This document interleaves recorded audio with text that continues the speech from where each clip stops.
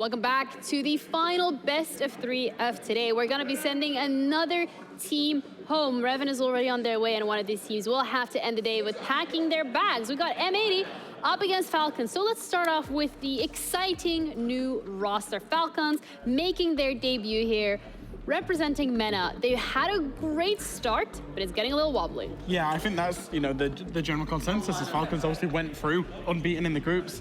And then, they faced a couple of tougher opponents and then have obviously ended up in this best of 3 game.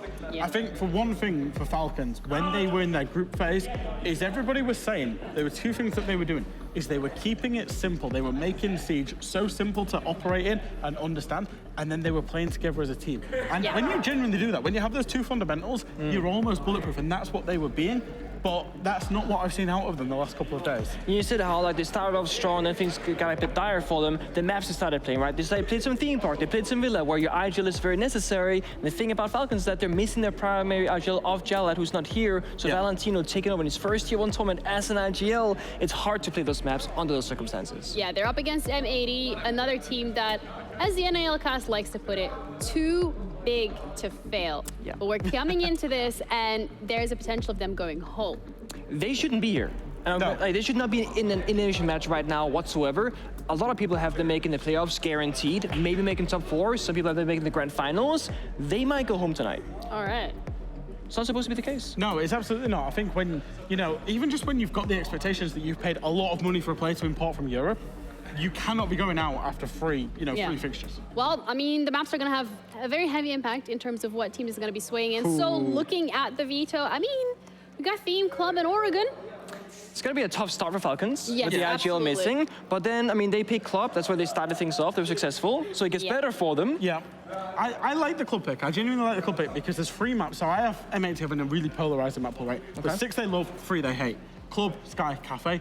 So Falcons getting that club pick is big. We should be, in theory, expecting them to capitalize on that. And then we go through to the decider. But, it all depends on that first map for me because, momentum, it could snowball. Yeah. Theme Park's a hard map. We've already seen them lose it once as well. Yeah, Club is a kind of Falcons specialty. We've seen it Gamers Aid, we've seen it against M&M. It feels like they're strong there. But the theme part here is what's worrying me as well the most because they need to start by hitting the ground running. Yeah. But when you're already down in terms of you've lost your last couple of matches, what headspace are you in? How are you going to make that happen? So I actually spoke to Valentino this morning in the hotel doing... Oh, because you're close like that? Yeah, we're close like that. He was like, oh, hello, Pinku, nice to meet you, etc. And what else did he say? He was also a big fan. He said he was a big fan. He said he was a big fan, but yeah. But we spoke about how's he feeling, right? And he said that he's really happy to be here, first of all. And I said, you guys have impressed us all so much already. Absolutely. And he says, no, we have so much more to prove, but we just can't quite get there under these circumstances. Also, he believes tonight that they can maybe show us something magical by sending M80 home. So there's still confidence. I absolutely love that. I'm a firm believer. We're going to be heading over to our casters to walk us through the first map. We have Blue and Lynx. I know you guys are fans of M80, right? I mean, we're observers of M80. Am I an M80 fan? They don't know you, Carter. They don't. Yeah, they don't know me like that. I'm not in the documentary. Okay, well, I'm going to let you guys take this one over and maybe start your own documentary. All right, thank you very much. It is time to get ready for the series, ladies and gentlemen. The last one of the day between M80 and the Falcons. One of these 2 teams will be able to survive and move on to our final day of the playoff groups tomorrow, but one team as well will unfortunately have to go home. Will it be the MENA region entirely, or will another North American team end up faltering instead? Let's find out as we get ready to head into our first map here now. Hold up, I got a timeout. Not just a North American team, the champion of the NAL, the #1 seed coming out of North America. It's not just an NA team going out here. This would be a team that has put countless resources, be they financial, be they time, a project that has been in the works since last year when they were under a different org, to go out without winning a single game in the tournament.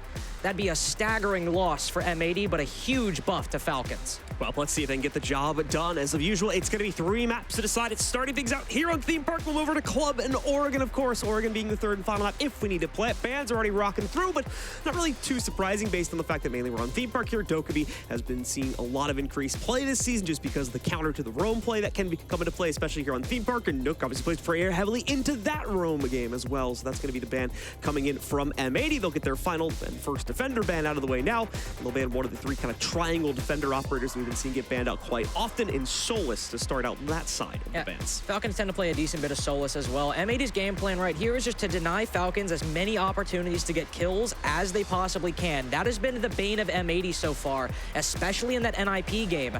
NIP's star players were showing up. M80's, aside from Spoit, have been very quiet. And even with Spoit, 22 of his current 33 kills at the major were in one singular game. Now that's an impressive individual performance and demonstrates the caliber of player he is. But it also shows that he was really on for one game and put in a good performance the next, but the rest of his team is not lining up behind him. Of course, for Falcons ban phase as well, they'll take out, again, the Dokkaebi in the cave. They'll deny M80 a powerful tool for the roam clear on the attack, and also deny themselves a powerful tool for hard breach denial on the defense, but it's consistent with Falcons' playstyle. They're a team that likes to get aggressive. They like to take gunfights, and look at their operator selection.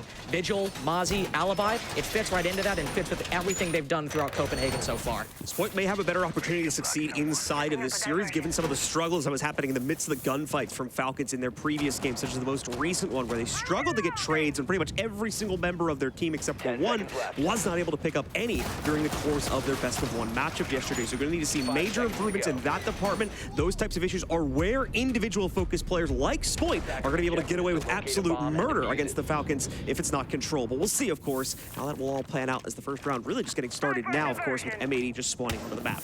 One of the players to watch throughout this best of 3 so far, Valentino. Players like Joker get a lot of hype, but Valentino tends to be one of the more aggressive players on Falcons, especially on the defense, playing ops like Jaeger, like Vigil. You can see him going for a spawn peek very early on. Expect more of that throughout the series, success or fail. One thing to mention, Ying unbanned against M80, an operator that they quite love, Ying and Monty, and Kino has picked her in the very first round, not saving her for a round 12 clutch. Now this will be a staple of M80's attack, something they want to use on this roam clear to disorient players like Valentino or Mad Skills or Joker.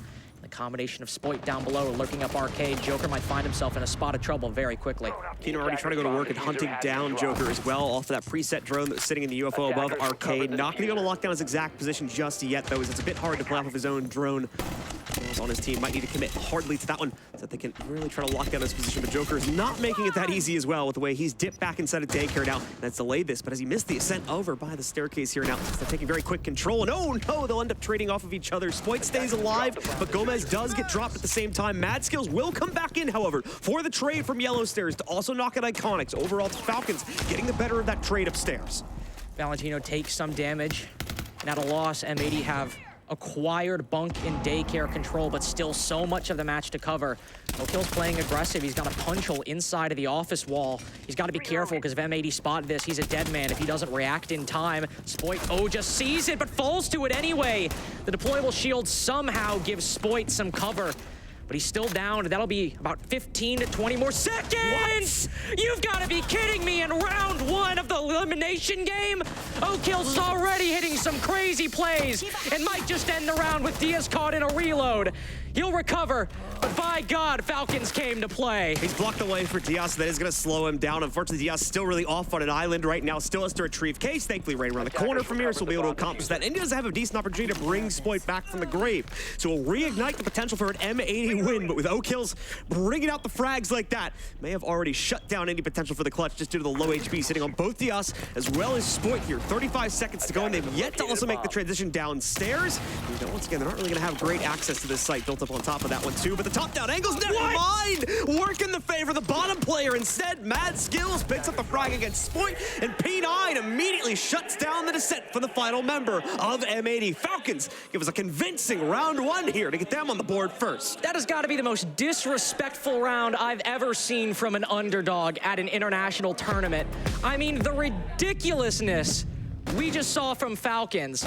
I'm not even going to mention it until we see it on the replay, because I got to watch that one again. Spoit going down is already bad, and Falcons starting out with the man advantage is incredibly impressive and worrying for M80. But that shot from O'Kills through the wall, we didn't see it, unfortunately, but what an absurd play. And this is what I'm worried about for M80. Their star power is unparalleled, but if Falcons feel like they have something to prove and they're coming into this with a chip on their shoulder, M80 have struggled. when people can take gunfights with them on equal footing, and it seems like Falcons are not messing around. Some nice shots once again there from Mad Skills at the end of the round. Finally got to see that from his POV as well. Down below, a very difficult shot to land, especially under a pressured rotate as he was being forced to go for it during that point of the round, but still made it work on top of that fantastic pickup from his teammate O-Kills earlier on inside of it. Either way, huge confidence booster for the overall Falcons roster as they shut down all of the attacking routes from M80. Barely let them get any form of map control save for the area surrounding Arcade. That's going to make M80 immediately go back to the drawing board about how they may need to approach things here in round number 2. Thankfully, a very different site for the Falcons as well as they'll shift upstairs, but M80 certainly going to be trying to at least slow things down a little bit with Kino's switch up over to the Montaigne here for the second round. With the Ying not working out, you saw in the previous round try to use those 2 Candelas to clear out break room, but Falcons very easily navigated around that, just pulled back into daycare, and none of the Candelas even blinded Joker, and he ended up getting the first pick in that round. Even though he was traded out and proved impactful, the second one compounded later on. M80 hoping that the coordination from Falcons, as their defenses tend to be a bit more individual and tend to be a bit more aggressive, the Monty might be able to throw them off. Might be able to just cause some confusion. Joker and O-Kills both getting very aggressive. We need to see some coordination from M80 in clearing out these power positions. It was a huge problem for them on Chalet and clearing out the defense from NIP, and it's still proving to be a problem here. O-Kills with another shot onto Gomez starts it off poorly for M80. M80 will lose the Ash as a result of that one, so Gomez would have liked to start this round out with a bit more control for himself, be able to try and go for that initial entry. Certainly gets himself the entry attempt, but just doesn't go the way he would have liked in this situation here as O-Kills once again strikes true for the Falcons. The defense continues to exercise their prowess in this early portion of the round, just like we saw in round 1. A little bit of contention there from Spoit, I believe, against P9 as he tries to peek out through the initiation soft wall. Won't really be, unfortunately, damaging P9 all that much in the long run of things, though. M80 will, however, be able to move in and take control of initiation outright for themselves. And with that gone, Falcons throw up the final reinforcement onto Office Wall just to make sure things don't get too crazy. P9, though, given another opportunity to strike, as now he grabs Kino as well. Yeah, the Monty as well going down at this early phase. This is not good in any sense of the word for M80. Spoit has some vision onto the site, but he can't reckon for a push right now, especially with that position still being maintained by P9. Good counter, of course, from Iconic on the swing, but he's already lost all of his other teammates. Valentino is taking down the only other member of this team, Diaz, on the other side of the map. Iconic will hunt for the trade. He'll get O-Kills at least, but 3 more players still to go. He's ready for that pickup. It's a triple already on the round from Iconic, so maybe he'll yet bring this one back. 50 seconds to play it out, though. And he's had to freeze for a moment. Gave up a bit of control in the process, having backed up here over towards break room. See him crouching down there onto the drone, hoping to catch another member of the Falcons in the middle of a rotation. More than likely not going to end up working out. However, he does work out kill number 4. Valentino is found on a cross back over onto the arcade balcony, and it leaves just Mad Skills in this fight. Already 2-0 in the game, but Iconic a little bit better. Forward 1 at the moment. Gonna try to clutch this one outright. Goes for the fake plant attempt. 20 seconds remain here for him to actually slam it down onto the ground and keep it there this time. Mad Skills hears it, but once again, it's a secondary fake from Iconic. Bait out a little bit more presence there with a shot or two, but it won't work. Mad Skills has so much restraint right now. The plant finally coming in, and Iconic will get it. Will be given a chance to readjust his post-plant positioning as well. Mad Skills did not think it was a commitment. He'll be regretting that mistake for sure as he backs away from this one. Tries to play it out. Iconic, it's been a masterclass. This is going to be a 1v5 play from him if he's able to pull it off. And now the timer has turned into his favor. Just one more kill stands between him and a comeback now at a 1-1 scoreline. Here comes the peak, the potential duel to follow it in a moment. Got to get a little worried about a possible flank from Arcade there as well, but doesn't see it happening. He is finally given the angle against Mad Skills. Now he knows the retake route, and he just has to control it from this point forward. But Mad Skills surging forward, and either way, time is going to run out. The ace is denied. The 1vx is denied as well, but the round will be going into the hands of M80 due to a brilliant clutch from Iconic. You come at the king, you best not miss, and M80 have answered Falcons' show-stopping performance in round 1 with a lesson of their own. This has probably been the craziest start to an elimination match I've seen, and I know we're already getting into hyperbole, but this has been a ridiculous game. A lost round from M80 in every sense of the word, taking down the Monty so early on, following up into a 5v2 and damn near a 5v1. Iconic just barely getting that kill on the Rapella, and that seemed like an easy 2-0 for Falcons. but M80 have recovered the momentum in the cleanest way possible. We'll still need to see some more convincing, holistic performances from M80, and not just a huge individual effort from Iconic. But Falcons, they've shown that they're beatable, just as they've shown that they're a formidable force. Props to Iconic once again, just from the very get-go of his retake on the inside of Break Room. It was a tough kill to start it out, was mid-swing on the rappel, still able to lock down frag number 1, and then carried it forward 3 more times after that to also be able to find the plant and the round along with it. So beautifully done to immediately get his team back in the game. Carter's right, we did see more than individual prowess for a team to fully surge forward here, especially over the course of a 3-map series. So let's see what else M80 can bring out here to hopefully give themselves a second round. It does look like it's going to be the same sight from the Falcons as well, as they'll go for another daycare hold here. We'll see the rotation back to the Ying for Kino, so again, some more Candela's off-site. Try and clear out the roam again, and that's what they'll need to do. Went down in the deficit again last time. O'Kill's able to get a kill, and Falcons then successfully fall back, which is the game plan on Theme Park, or a viable one at least. Get aggressive, get the first pick, and there's so much for the attack to clear, so many rooms, so many nooks and crannies, that if you just back off and after getting that 5v4, the attack will waste so much time, not even because of something poorly, they'll just need to clear so much. P9 also doing some great damage to the attack's utility. 1 Selma already gone, 2 used overall. Gomez, the 3rd round in a row, the first one to fall on M80, and so far, no opportunity for a trade. The attempt to overwhelm P9 over on Arcade Balcony fails outright as well. You guys probably saw it on the silhouettes. 3 different members of M80 trying to put pressure onto it, but no damage succeeded. And obviously, once again, as Lynx mentioned, Gomez losing his own life on another partition of the map immediately calls off that aggression from M80 to refocus on a more traditional clear here to get themselves on better footing. They've yet to even take Dragon control or really anywhere else inside of the building. We're almost halfway through the round already, so they do need to improve that pacing. O'Kill's going to move out, but it's a Joker apparently stealing away another member of this squad. Iconic has found out. Kino will at least exchange that, though, and keep things under control as we go down to a 4v3, but they've yet to even notice, at least I don't think they have, O'Kill's position. He'll have to deny this drone, and that will prompt him to fall back, but thankfully his teammates are still succeeding and knocking out the members of this squad one by one. Once again, Kino always here for the trade, but the trades are more prominent for the defense as Valentino pops back out of the office bathroom to knock out Kino finally, and leave only Diaz now in another 1vx situation. This time it'll be a 1v3 for him, trying to bring it back under his team's control. Once more, just like the previous round, more than likely this will fall into the hands of the Falcons when everything is said and done, just due to the lack of positioning Diaz has to play with. And indeed, it'll come true this time. And Diaz is the clutch minister. Iconic might have taken all that energy in round number 2, stolen it away for round 3. M80 might need to take a timeout here. Sure, it's attack on Theme Park, but if you pick this map, there it is. You need to know that you're starting on the attack and that your opponents will get the defense. And there we go. We will have a tactical timeout requested and answered given to M80 because they are playing right into Falcons right now. This team thrives when all they have to do and all they have to think about is outshooting their opponents, because they do not have bad players. Valentino, Joker, and even players like O'Kills as well that don't often get the same respect that maybe the more flashy players get. They will kill you if you give them a free 1v1. They're like Wall Street. Free money is not something they'll walk away from.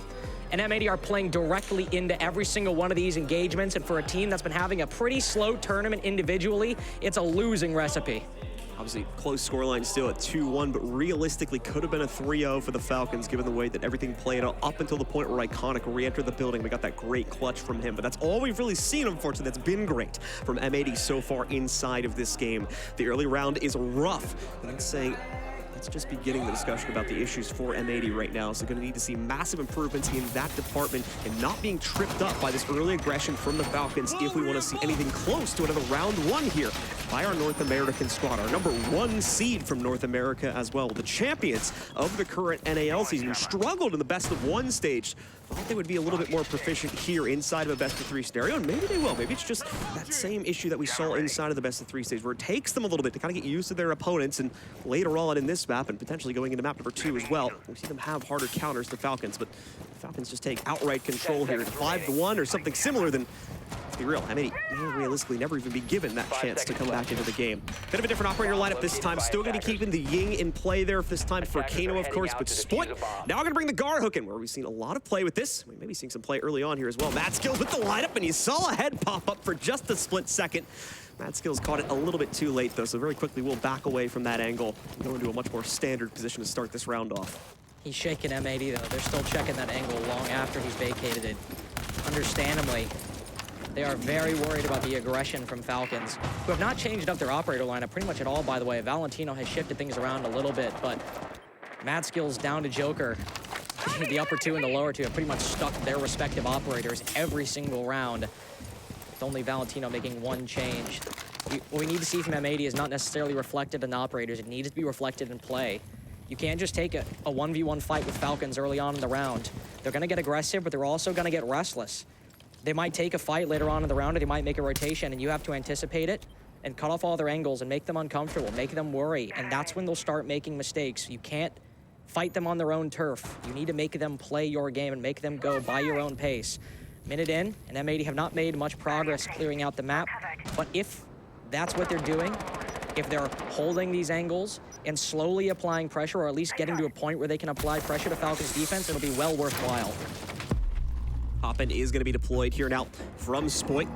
Dios will also take a little bit of control here, over by, ironically enough, control going into initiation, but will be slowed down, of course, by the goo mine. Not too much of an issue here as Falcons are not playing things out as aggressively. So a bit of sigh of relief, more likely going to be given over to M80 because of that, but there is still quite a bit of an aggressively positioned setup here for the Falcons over at the top of Dragon. You'll notice, though, they now give that up as well. Already down to nearly just a minute remaining, and that might be a slight miss drone there against Valentino. I'm not sure if the drone peeked out enough to spot him, and even Valentino is kind of questioning that for himself right now. So he's sitting here ready to move, obviously, if he gets hunted, but they don't know. It's looking like it indeed. He's gotten away with it, so the spam comes in. There's actually two players contributing to this. Joker's helping out as well. He's already been able to knock out Iconic, and now the down comes in from Valentino himself against Kino. No full confirmation, but soon going to be able to find that, and also have a chance for a second pickup in a moment. O-Kills even getting himself into the fray as well from the top of Dragon Stairs. They've completely pinched him out, but now Diaz starting to get a bit more revenge here. So he's found the frag onto Valentino. O-Kills kind of in the hot seat here. He'll have to try and back away. Thankfully, once again, those zombie barricades have made it pretty much impossible for him to get flanked out, at least not immediately, from the control side. Joker and O-Kills, though, spring out as soon as M80 try to descend back down onto the first floor and immediately take back the advantage. A good trade being found here from Gomez and a drop shot to get him into the site. He's not giving up here as he's brought it down to the 1v2, and the site is truly his here, but unfortunately, no case control, and there's only 10 seconds left. This is probably as far as he's going to be able to take this situation, unfortunately. There we go, as Joker rounds the corner. Falcons will seal the deal on their third round so far in this half. Poor drone work from M80 cost them that round. They were still going at an okay timetable. They had taken control of bunk and daycare and could start applying pressure to the office and initiation positions, even pinching out Valentino, because importantly, he was alone on an island. O-Kills did not push up Dragon Stairs until he got that initial down. He was close by on bottom Dragon and by the site to rotate up, but he was not up there. If M80 had gone for the drone, there's a very good chance they clear him out and carry on with the round. But it's a testament to Falcons' coordination and a knock on M80's attack. They misdrone Valentino, they let him slip by, and when Valentino gets that down, what happens immediately? O-Kills moves up Dragon to support him and stalls even more time. Beautiful play here so far from the Falcons inside of the first half, looking to take as much of an advantage as possible, and certainly on the warpath of being able to do that. M80 have just had no response to any of these early round setups or even the early round aggression that we're getting seen sprung out from players like Valentino on the previous round for the inside of the office vault. Obviously, we'll change up the site once again, go over to office itself, so we'll be seeing play from that specific part of the map, but the extensions and the overall playstyle is absolutely still going to maintain its pace of play, meaning M80 has more to deal with, and they've run out of ideas, at least in terms of operator switches. Once again, not really seeing any huge change-ups for them here. They're going to be bringing the Rotero drones at least to try and take care of some of the insight utility, but aside from that, same philosophy in bringing the Monty back into it once again, supported alongside other things like those Candelas that unfortunately have not really led to a whole lot of success because of the continued struggles. Again, it's starting to sound like a bit of a broken record here, but all happening in the early round. The Monty's not working and the Ying is not working. A lot of the tools M80 relies on when their normal play is not at the standards they seek, the backups aren't working. So what do you do at this point? And they've already taken their tactical timeout as well. If you're just tuning on in, there's no break for M80 unless Falcons start to lose. They've got to figure this out in round. They'll bring some utility, and this is good. This Flores surviving has not been something we could say for M80 in multiple rounds. Gomez was previously the player who took up this operator in, I believe, rounds 1 and 3.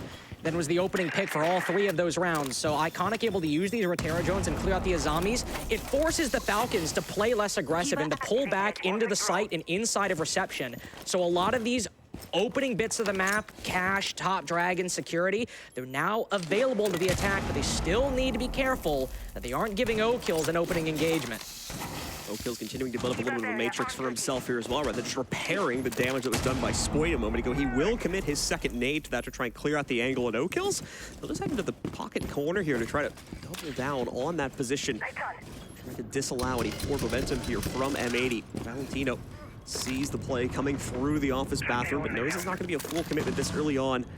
Still rips the tape to try and prompt the fallback, and it is indeed going to work for the time being. M80 has nowhere near the positioning to try and force the issue on this yet. They do have a player sitting over on top of the yellow hall hatch here, just near Valentino. Once again, there's suicide for that player to try and jump in on their lonesome. So going to be contemplating it this early on. It's been this hunt for an early advantage they can use to swing their entry power forward, but they've been unable to reckon it, but they're going to use smokes and confusion this time now. Kino already in the midst of a plant, and Valentino seems none the wiser to it. Will deny the planter, but the case is down regardless, and now the timer starts ticking in the other directions. Positioning, though, is still going to be a bit of a problem here for the players on M80 as they've been unable to maintain solid post-plant positioning. Trading out quite evenly as they bring it down to a 3v2. The Falcons already on it, but now as you see it, they try to re-swing back in. Iconic nowhere near an angle that he can use to counter out the counter defuse. So it's a quick retake from the Falcons to set up a 4th round. Quick and decisive. We're into the danger zone for M80. This is their map pick, and they're already down 4-1. Nothing going their way anymore. We were saying if they can just get past the early round, if they put up some good numbers, it just might be okay. And they sneak into the site completely. Bomb put on the floor, and there's no reaction from Falcons until it does. Valentino's able to sneak in, use the trappings of the site to his advantage. He's blocked from the initiation angle because of the smokes. The bathroom guy can't peek him, and M80 have smoked off the cache angle as well. He's able to creep on in, and the attackers blocked off the eye lines that they wanted to use. And so once he moves on in, he gets the opening pick. It's a pretty easy retake from Falcons at that point. They use the attacker strategy completely against them, and M80 look in prime position to go down 1-5.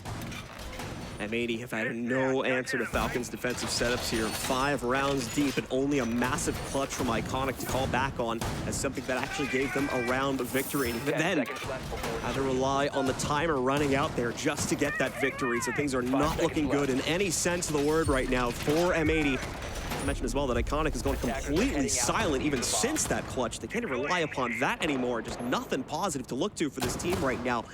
We'll have to dig deep here, look for something different to try and bring things back, especially if the 5-1 prophecy comes true, as it seems almost certain to do so now with the way the previous 5 have already played out. Very dangerous territory for M80. Very dangerous territory. Again, it might not be theme park defense, but this is your map pick, man. You got to put up a more convincing show than this. The problems are not reflective of the map. They are reflective of the team at the moment. And M80 are not looking like they're in a position to move forward into another best-of-3 elimination with everything on the line. More utility going in. This is still good from M80. These Roteros remaining alive and able to destroy this forward utility from Falcons is a good sign. The play, elements of it are there. They're not faltering completely, but O-Kills is still pushing forward. He'll spot the Monty, an operator that hasn't had the success that M80 have sought so far, and that Kiba will block it off for a little bit longer. With O-Kills and Jokers still playing very aggressive, you need to see some bigger performances from players like Spoit, Iconic, and Gomez to deal with these forward aggressive players from Falcons. A little bit tepid about maintaining this positioning right now, and he's right to assume that this could go awry when you consider that he not only has pressure boiling out from the Monty, thankfully not too worried about him, he also has players working their way down that break room hallway as well that could very easily crunch him out if he's not careful. Speaking of which, that we do end up seeing the priority shift for Kino, and this is the problem with leaving a zombie in play, especially on a map like this, is she can continuously just get in your way, even if it's not directly so. You can eat up those 5 seconds or so you need to use to bash those barriers out of the way, and if you continuously do that, that can waste a lot of time. By the time you get to the end of the round itself. Kino's thankfully not going to be blocked off by that for too much longer. He'll maintain once again in-sight positioning. It looks like M80 are going to try to pull up something similar to the previous round. Already getting Kino into the site here, baiting out the Toxic Babes from P9. The first one having gone out now, but again, still 2 more, and that's going to bring it down to around 20 or 30 seconds regardless. M80 still going to be stretched for time here, and if they find themselves once more having to plant without great positioning, they'll need a much better route to be able to keep it on the plant. Otherwise, we're going to be looking at the same results that we had back in round 5, and the Falcons will swing right back in for another very quick retake for themselves here. Candela goes forward. Split finally locks that first entry, though, as M80 brute force their way into break room, and they follow it through. Finally, we get decent entry power out of the North American squad. 3 down from the defensive side. Make that 4 as Gomez strikes in with another one to take out Joker. Mad skills is all that remains in a 1v5. And for the first time in this game, it's not looking like Falcons have a chance to bring themselves back into it. Should finally be a second round on the board here for M80, and indeed it will be, as Iconic picks up the last kill for a flawless on M80. I don't know if that is all we needed just yet, but at least they get that second round. And to Iconic's credit, the man who just said that, it'd be a 1-5 if he had not clutched a 1v5 all the way back in round 2. It's nice that they end the half with a flawless, and they do go to the defense now. But we'll need to see two specifically, convincing rounds from M80. And also maybe a poor round from Falcons, depending on what the play we have. Of course, defense is a completely different ball game than the attack.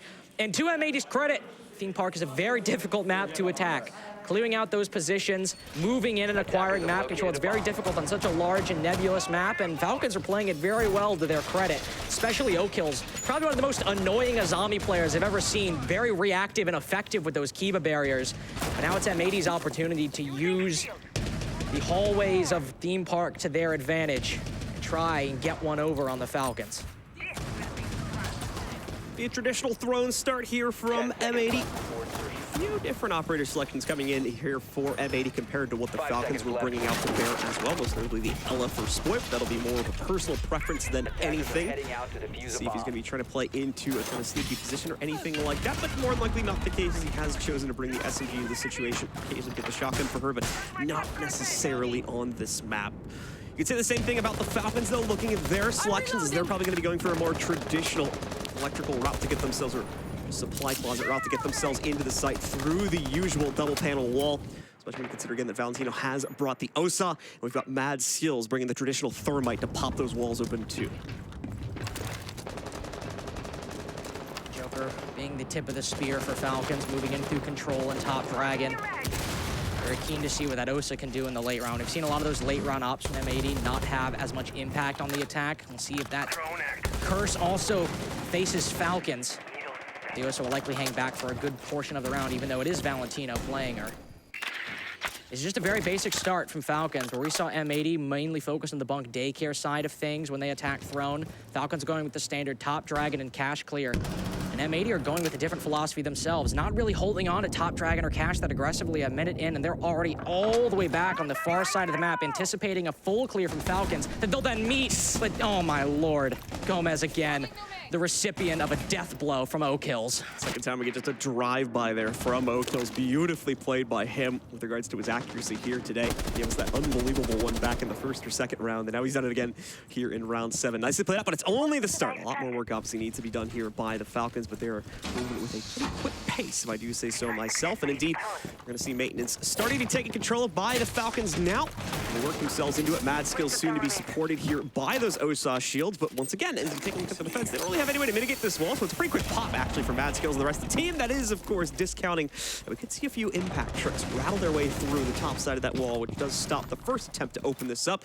Joker is on point to keep the fragging game at least going here for the Falcons. Diaz will go for another long-range impact trick. Should have been able to do the job, but oh no, Mad Skills had a bit of a trick of his own. Used the sound cue to bait out the second impact, meaning that now we are going to see a successful opening this time around, or at least we should have. Something that Iconic is not able to use his own to also trick that out, and indeed he was not. Looks like we do see finally the opening made from maintenance, but now they have to battle their way past the Kiva barricades. Thankfully, that's not too much of a major obstacle. You just have to have the right timing in terms of when you take it down, and it's the overwhelmed Diaz. But Diaz looking to spring out and surprise there as he tries to take at least a fight. It's one of the members still on the inside of maintenance, isn't able to win it, but a Joker nicely played out, gets the back-to-back. Diaz will strike back on his own regard, but he is now truly alone. Tries to run away from his current position, but won't be able to make it over to Arsenal. Joker shuts it down with one more kill, and the Falcons keep the rampage going as they finally get that 5th round they thought they'd get on the previous one. Huge play from Joker. But we all know why that was impressive. The lurk on split side, able to get a 3K in that round. One thing I do want to talk about is Falcons bypassing and anticipating something that a lot of teams who play M80 seem to forget about, and that's the impact trick from DS Lucas. At Invite, at least he was the first guy that I saw pioneer that impact trick where you stand next to split door and have a lineup all the way over the maintenance wall to deny the exothermics or any hard breaching. But Mad Skills, or Valentino, I think, one of the two anticipated it, baited out the second impact from all the way across the room and put down the exothermics while Joker was wreaking havoc on the other side of the site. We saw Falcons evade one of the key elements from M80, the only element really to deny the hard breach on maintenance. And that's not something I've seen a lot of teams do successfully.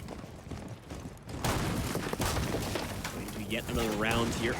M80 look to try and find a way to get some solid footing inside of this game. It's evaded them for the entirety of this map so far.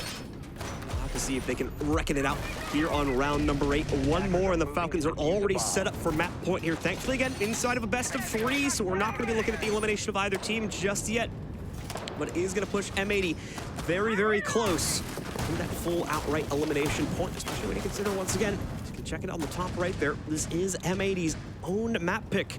And to go down potentially 2-7, maybe 3-7 if we see a few more traded back out before the bitter end of it, is not the result you want on your home map, especially when you're going to be changing playstyles so drastically for the second map on Falcon's own pick, going over to Clubhouse for map 2. Very precarious position, especially after a solid attack from Falcons, though spearheaded a lot by that individual effort from Joker. Still a lot more success than we could say for M80. O-Kills and Jokers will move in to acquire top dragon control again. Usually on Theme Park, we'll see teams really dedicate about 4 different players to taking one side of the map, and 1 player will lurk. In this case, on the arcade side to try to apply some pressure. Spoit on the Azami, though, will be a very difficult kill for Joker to find in this position. He'll likely play passive for a good portion of the round because of how much utility will be dedicated his way, and Spoit having success inside of Cafe will also mean that the rest of the defense can focus on denying the push in from initiation and in from office. The Goyo will retreat, Iconic pulling down to the bottom floor as it is a lab defense. Joker also now moving down to correspond to that rotation with most of the defense now ceding that top floor control, but not the entirety of the map, as Throne still remains firmly in their hands. Let's go Falcons. Having a lot of their soft breach utility just get eaten up by these Kiba barricades. Another problem here. We have been seeing a problem for M80's own attack, and it's going to be M80 getting to heat up a little bit more of the Falcons' utility. Doing the same exact thing inside of the second half here, but it's a slow play overall from both of these teams so far. An attempt, as you just saw there in the top left, to Nitro out one of the members of the Falcons upstairs here, but unfortunately it's a minimal result at the end of the day. It's all on this Valkyrie camera that's being abused currently in the top left corner of the daycare room, and they try to go for yet another Nitro strike here. Another one being found that it looks like on the inside of the cafe as well. Falcons realize, okay, they clearly have some cams in here that we're not able to locate that easily, so we're just going to back away from this position a bit, try to play things a bit more directly onto the site, because, well, we're also running out of time here. Nice opportunity for O-Kills. We're able to get the direct shot going. The nade goes in. Wow. We will see Kino actually drop O-Kills on the cross. The nade goes too far as well, so not enough damage returned to get the trade.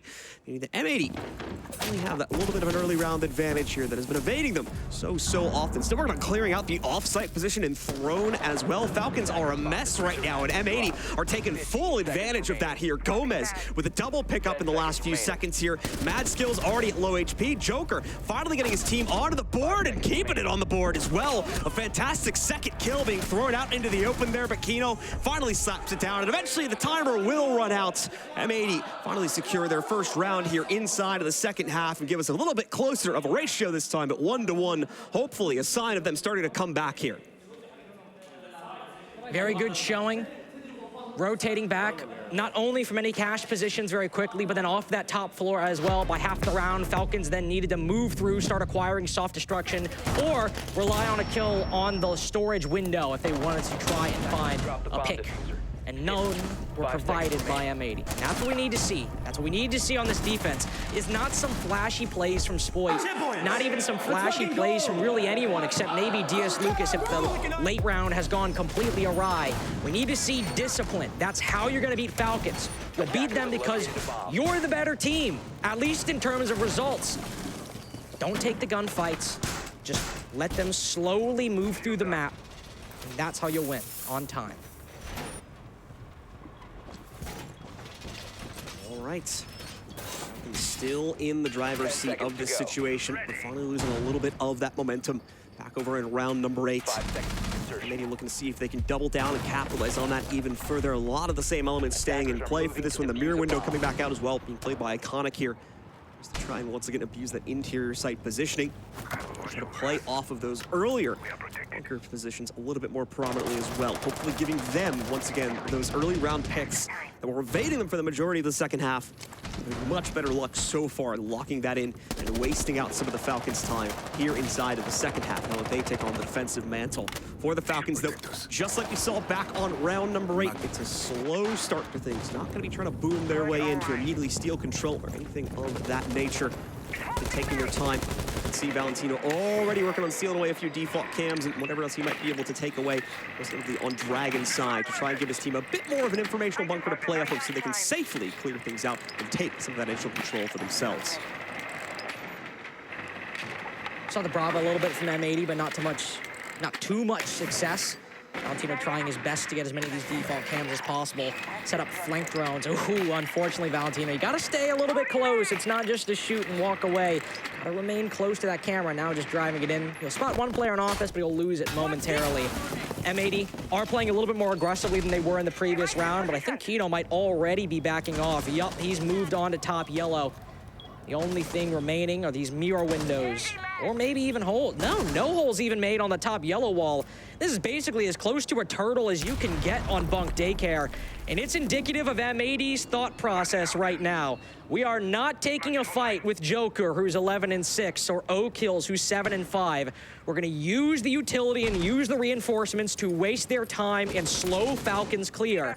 It also does another thing. If Joker does rotate over to, say, Cafe, or does rotate over to Bunks, and Falcons try to find a gunfight in that position, M80 have the ability to focus on 2 different fronts. Break where Valentino's pushing in any other position as well. That still requires them to focus, because if they leave a gap, I'm sure someone Falcons will fill it about as soon as possible.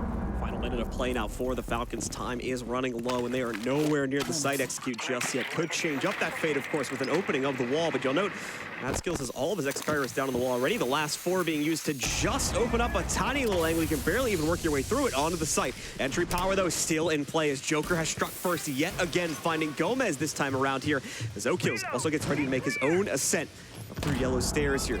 Just like we talked about before here, with M80 trying to play it back, playing into their own site setup. They do not give away any of those angles inside of yellow.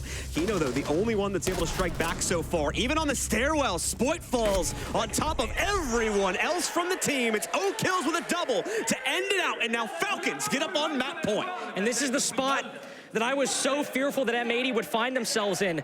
There's no timeout.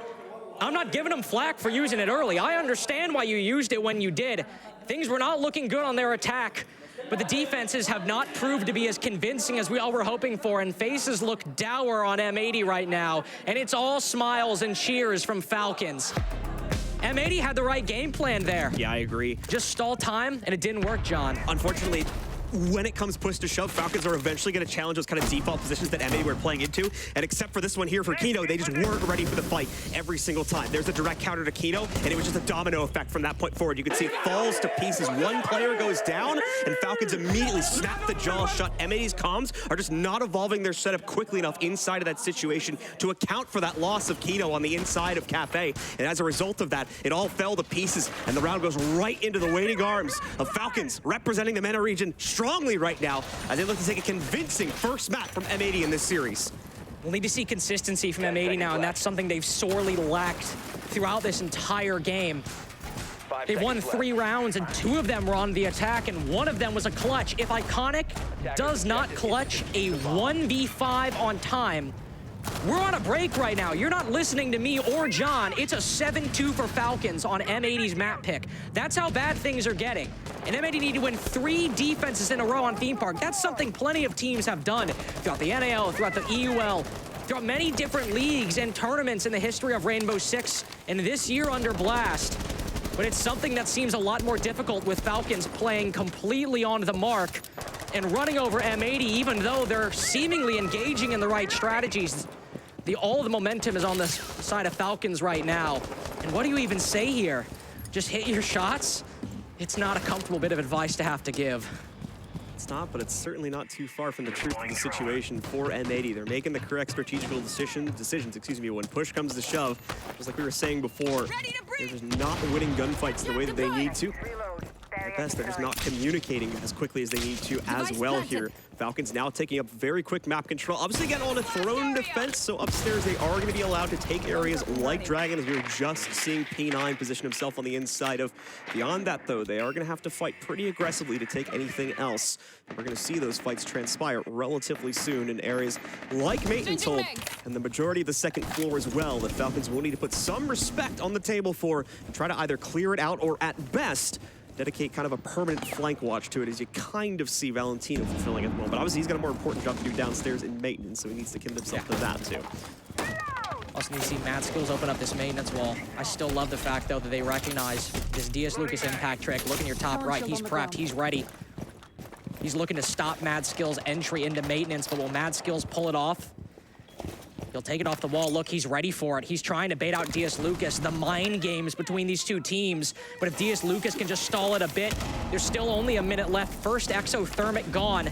Mad Skills is looking to get the second. Now the bottom left corner. Will it land for DS Lucas? This could be the difference between the round, and it lands. It does not work out for Mad Skills. And if Falcons want to win this round, which they just might with Iconic down, it'll still have to be through doorways and stairwells. Pretty much a choke point. Either way, the Falcons try to play it past this point forward here. They're going to try to work their way into it regardless. Joker tries to get a better angle for himself against Yellow, but Spoy does not respond to that yet. He's still worried about pressure from the top of the stairs and waiting for the final moment to breach into this one. This is the other problem, too. These zombie barricades could cause problems, but the entry power, we said it so many times, and it's still so strong from the Falcons. They don't give any respect over to M80. They just look for the frags. Gomez is going to try to match that energy now as he plays behind one of the remaining Kiva barricades to be a big nitro right here, and it's massive! A triple nitro to maybe save the round here as Diaz picks up kill number 4. It's auto kills with no time left, but he's got kill number 1. Gomez, though, will hide behind the chassis and outtime this round. M80 survive for the time being off the backs of a major use of utility there from their Warden. The explosion heard around the world that just might, in the long run, save M80. Goddamn Gomez! He does not want to lose. M80 just barely making it past that. Too much clutter in the comms from Falcons. But again, not having that entry into maintenance, it caused the pile up, the traffic jam on bottom Dragon. If they have that other angle, they've got the doorway to work picks and the breach to go for a plant. But because that impact trick from DS Lucas worked and Mad Skills couldn't bait out the impact this time, it set up that nitro and kept M80 alive on their map pick. Beautifully played once again there from Gomez. Saw a moment of opportunity and sees it outright. Could have tried to be aggressive, could have tried to take those 1v1v1, but it would have been 3 separate guns staring back at him. Thankfully, still had the C4 in pocket. And due to the factors that Carter just mentioned before here, with all the denial on the wall openings, Falcons had no choice but to try and funnel their team through a tiny choke point, giving all that extra power to the Nitro cell, and of course, birthing that beautiful 3K from Gomez is there. Nicely done. He saved his team for now, but once again, that's now 2 out of 4 rounds from M81 off of basically a Hail Mary clutch situation. We'll have to see if they can continue to burst scenarios like that, or if the team will finally come together off of a big play like that and try to shut down some of this aggression outright. That's 2 clutches now for M80 that have gotten them rounds. I mean, maybe they've got 2 more in them to send into overtime. And hopefully we see some more consistency, because O-Kills and Joker, they're still hungry for this victory on their opponent's map pick. 14-7 and 12-5. We had another long angle O-Kills, well, kill, I suppose, in that 1v2, though it didn't end up panning out into much. Just a loss on time. But M80 have pulled back. 50 seconds in, already. Walls reinforced, electrified. Valentino having to use this hard breach charge, though very early on, not stalling out into initiation. They want to open up this angle as quickly as possible, and we'll see Iconic rotate back, likely in 20 to 30 seconds. But if that happens, they still have to watch for these Falcons fraggers. Valentino getting a good spot in terms of what the actual setup from M80 looks like over on Arcade Balcony's side. It's going to give a little bit more prowess to players like Joker to maybe play off of that, but Joker, before he panned away from him, was walking away from the situation and is indeed going to abandon that Cafe push entirely. You can see the spread of defense from M80, once again playing heavily into the extension towards Throne Room. This is something that Falcons struggled to clear out the last time they went for an attack on this site. This was a very confident hold from M80. By the time the timer ran out, Falcons were still working on clearing out that extension on the inside of Throne, meaning their overall attack was a bit of a mess. Yeah, certainly one of the weakest rounds we've had so far from them in this game. Will they be able to improve that, or does M80 give themselves a nice 5th round, just building off of their previous success here on Lab? This should be a win for M80, just given precedent. The Falcons still moving a bit slowly. They've not cleared out Throne. They're making some good progress. They are opening up these vertical angles, though there's nobody inside of barrels. It is Throne and the site. Those are the two areas where Falcons players need to worry about and where M80 are playing. The first kill goes M80's way. Iconics found Joker, and now there are Kibas blocking the storage window. This is where before it was Joker, now it's P9, have tried to find a way through this Lab defense, but we're 35 seconds left and still looking at Mav holes. It's looking like round 12. Just like the previous play as well, M80 given absolutely nothing over inside of this scenario. They know that the Falcons are eventually going to throw their weight at this one, so they just sit back in the default angles and wait this one out. It's one of the few sites where that type of strategy has finally paid off here for M80. And they're going to double down on it because there's no reason to go the other way. The fire, though, working its way in here.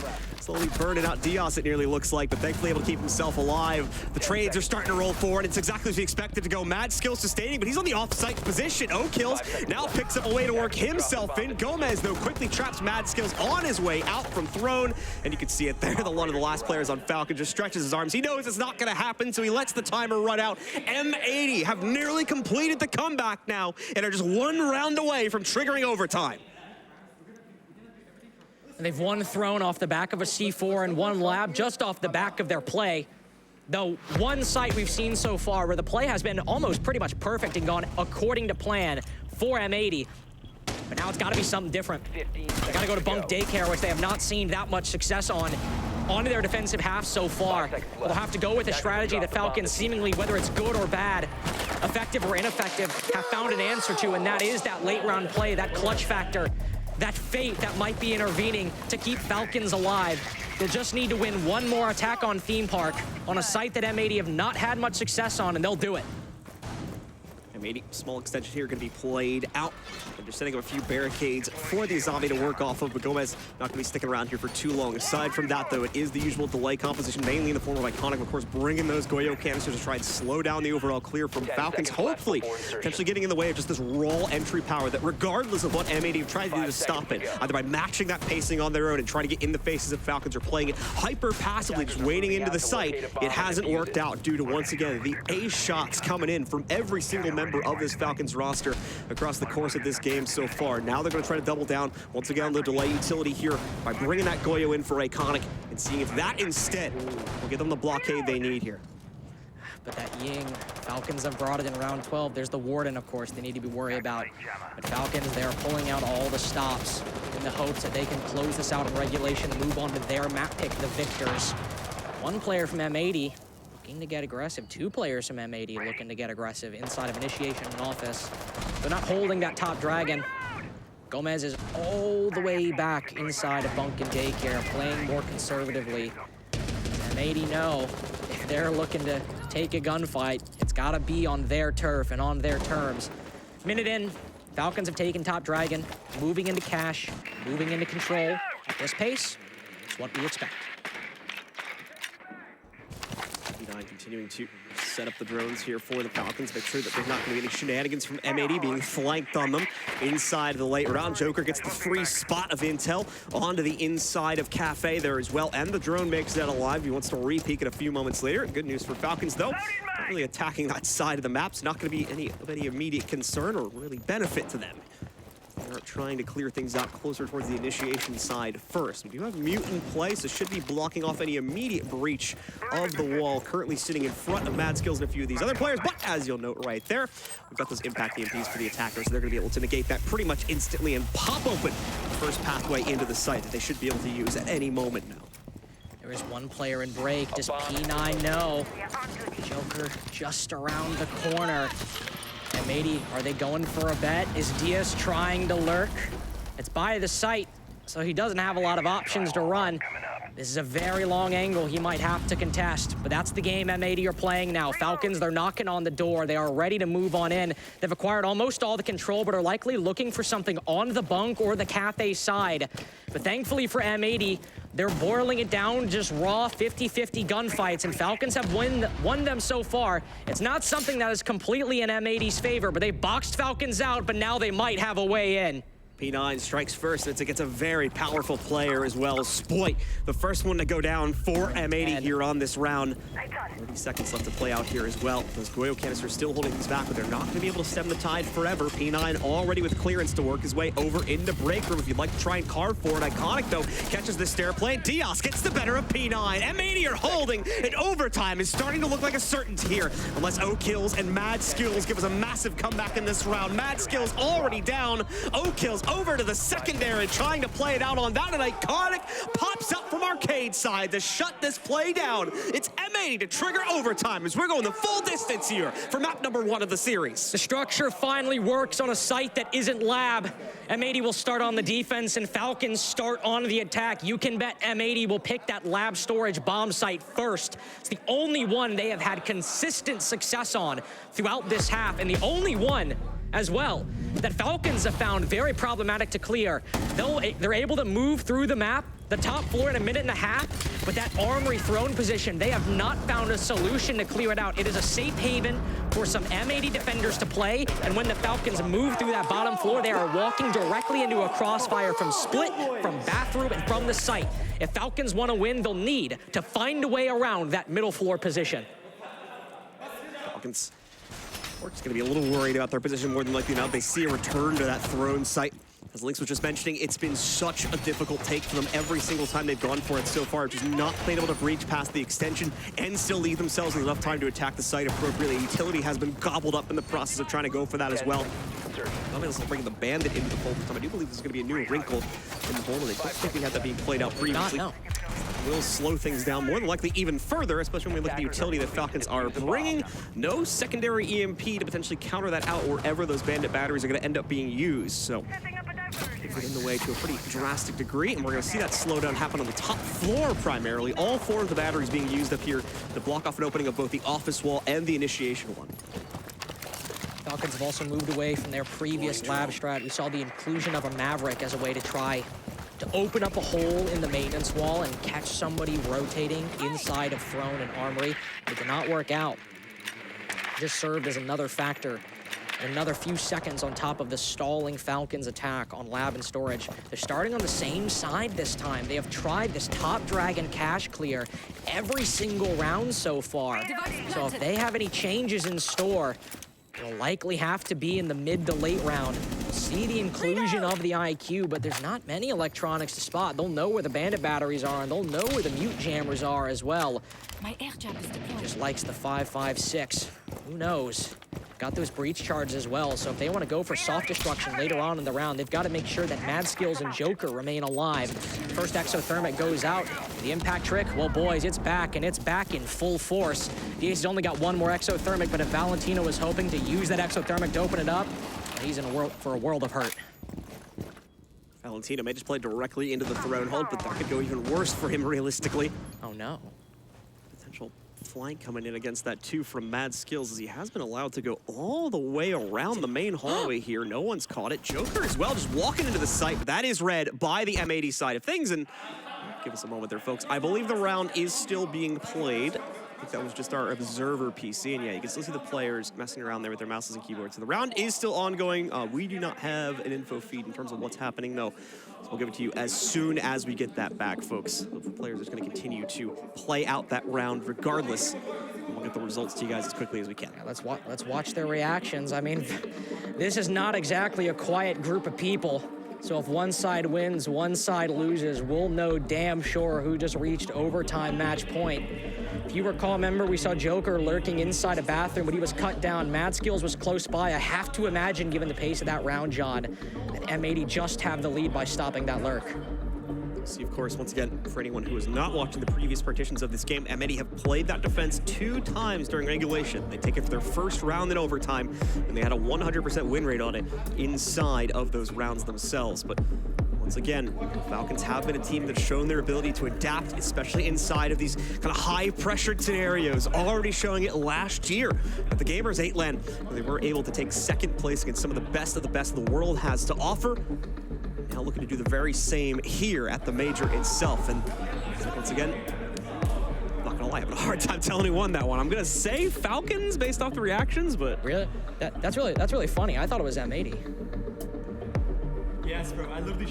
All right, so once again, just to confirm, the round did get played out as you guys probably suspected for yourselves, as we've been filling you in. We just lost our observer feed, unfortunately, there. So we're gonna get back into it with a quick rehost, I do believe, as soon as we can get all the players back into the lobby.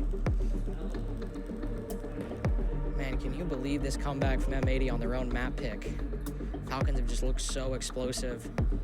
The slowly developing consistency from M80 is proving a little difficult for Falcons to recover from. It's been a slow burn for the multinational squad, the champions of North America, and we're getting confirmation M80 have won. Kino resting a little easy, knowing that if he just wins one attack or defense at this point, they'll move on to map 2 of the victor. M80 currently primed for map point. Keep in mind, this is their own map pick. Map number 2 that's been teed up is going to be on Clubhouse, and if we need to work our way over towards it, we'll also have Oregon at the end of the series. So M80 took control of that first round there, meaning that they are currently up 7-6. Map point currently theirs, but they'll need to succeed one more time on this attacking round as well. The side that, obviously, for those who don't remember, they struggled tremendously on, going 4-2 during that half, and one of those 2 really only came out because of a massive clutch in 1v4 fashion from Iconic.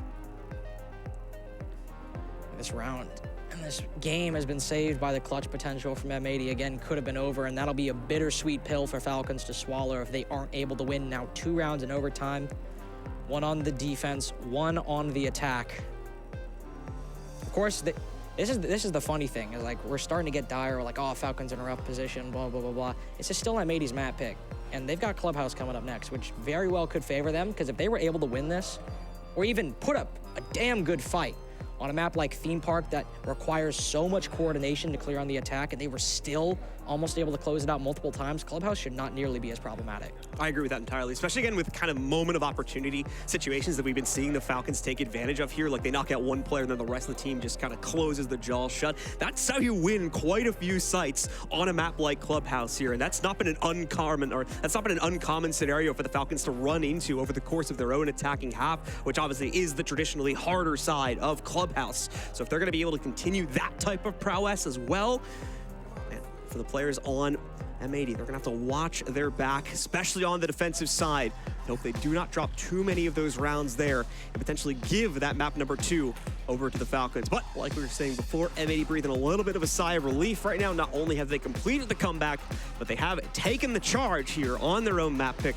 Just 1 more out of these next 2 needs to fall in their favor, and they will recover just barely, but they will indeed recover to still lead this series in 1-0 fashion. Once again, folks, apologies for the delay of game. We're just working on getting all 10 of our players back in the server. I can see the lobby rebuilding now. We've got about half of them in. Shouldn't be too much longer to get the rest of the teams inside here, and then we can resume the game. Like I said, we're not going to replay that round, unfortunately, for the viewers at home. You will have just missed it. It's an unfortunate outcome there of the observer crash, but we will be resuming with that 7-6 scoreline in the favor of M80. Falcons players seem to be in decently good spirits as well, not letting the pressure get to them. Also want to talk about Spoit. You got to mention it. He's puts up so many good numbers. But today, a little bit of a lackluster day, unfortunately, for Spoit on M80. But even then, if he only goes 4 and 10, hey, maybe he aced in that round. We don't know. It's possible. Well, actually, he couldn't have aced in that round because we saw, I think it was Iconic took down Joker. So not possible for him to ace, but it's possible. Could have 4K'd. Maybe he could have 4K'd based on what we did not see. But Spoit not having the best day so far. But everyone, I'm happy to report we are back in the game, boys. Woo! Of course, if you, obviously you didn't watch the round and we didn't either. But M80 are starting on the attack now as they won their first defensive OT. They have moved to match point. So Falcons get 1 chance at defense and 1 chance at attack. But if they lose either of them, M80 will go to map number 2, the victor, whether it's 8-6 or 8-7. It's going to be an armory hold from the Falcons. They'll fall back on where they had quite a bit of strength here. Interestingly enough, once again, this is not where we've been able to see those attackers kind of play out their own extensions to the fullest extent, but this is also generally the go-to for most defensive site holds. It's a pretty safe site to fall back on, so it's still a pretty solid choice for the Falcons at the end of the day. Not to mention, too, that M80 was finally starting to figure things out, especially if you look back on round 6, where they had that really solid attack going for themselves against a daycare hold. Once again, I think Falcons just playing into the safest option more than anything right now. And you can't blame them for that. Their backs are finally up against the wall for the first time in this map here. The Montaigne has come out once again for M82. They don't want to take any chances either. It's very much going to be the slow clear. You can even see that echoed in operator choices like what we have for Diaz right now over the top right. Diaz ensuring that there are not many flanks from Falcons, just as Kino will ensure that nobody gets too aggressive facing him, but Valentino has always seemed to find a way around that Monty, sometimes aided by smoke grenades from the attack, sometimes by just pure blind luck. It's not always had the effect that M80 have desired. No Flores, interestingly enough, from M80. We've seen it from Gomez quite a few times, and also just from the attack in general, meant to destroy those Kiba barriers that O'Kills has proven be so effective with. He's stalled 3 up right now. He's got so many saved up for a rainy day. And if you've not been paying attention, that's because he's one of the more reactive of zombies I've seen in quite a while. Not really using it as cover more often than not. He might place one on reception and have one spot where he really likes to have a bit of a faux deployable shield, but he loves blocking those doorways and denying avenues of rotation for M80, and that's proven very constricting and restricting for M80's attack. Legion should be a good immediate way to try and stop some of the forward momentum we might be getting out of Kino, but at the same time, with a team of the caliber of M80, they're throwing him quite heavily to make sure that they don't run into issues like that. You can see Diaz and a few of the members of M80 trying to get some additional clearance over on Dragon's side, but it's been disrupted, of course, as we have those usual extensions from the Falcons members, most notably in this case, O'Kills, trying to block out the windows there with those Kiva barricades. Barrels control is the first kind of goal for Kino, it looks like here, as he's popping into both the windows near Arcade as well. But not really going to spot much from the Falcons side of things. Not playing into this area too heavily, but actually, I'll correct myself. Now we do have P9. However, playing into a safer position on the other side of that barrel's wall, not in the immediate kind of target area that you were seeing Kino look at a few seconds prior. M80 realizing the issues that have constantly popped up, trying to go for the usual maintenance clear and the impact trick that's come back out on the other side. They're instead just going to go for a safer opening by the yellow stairs. And that one will not go off interrupted, or that one will not, excuse me, be interrupted at all. So that will be a clean path forward for our attackers now. And we'll have to worry about, as you saw Observer indicate, that angle at the corner of 90 over by Gong. The defense might get aggressive as all of this presence on maintenance and lab has left the top Dragon side a little worse for wear in terms of control, but it might not matter. Falcons have a lot of places to rotate on that side, but now Kino has a way into the bomb site. No smoke grenades to speak of, no flashes either. They're trying to win this one off of a clean plant from Kino, and then coverage from Split and behind him in Barrel. Kino will be able to try and force his way into the site, but obviously at much lower HP. Beautiful nade from Spoit in the meanwhile, and the rest of the execute follows it through. A second pickup now on the gun from Spoit, and Gomez builds one up as well, but Valentino comes in on the flank. This hard breach might be a double-edged sword, but it looks like they've got control. Diaz with one more brings it all down to Valentino inside of what's basically a 1v3, now an 0v3, as Diaz shuts down the final kill of the game, and M80 complete their recovery to lock in map number 1 of the series. We're gonna go to a quick break, ladies and gentlemen. When we come back, we're gonna get you nice and ready for map number 2 on Clubhouse.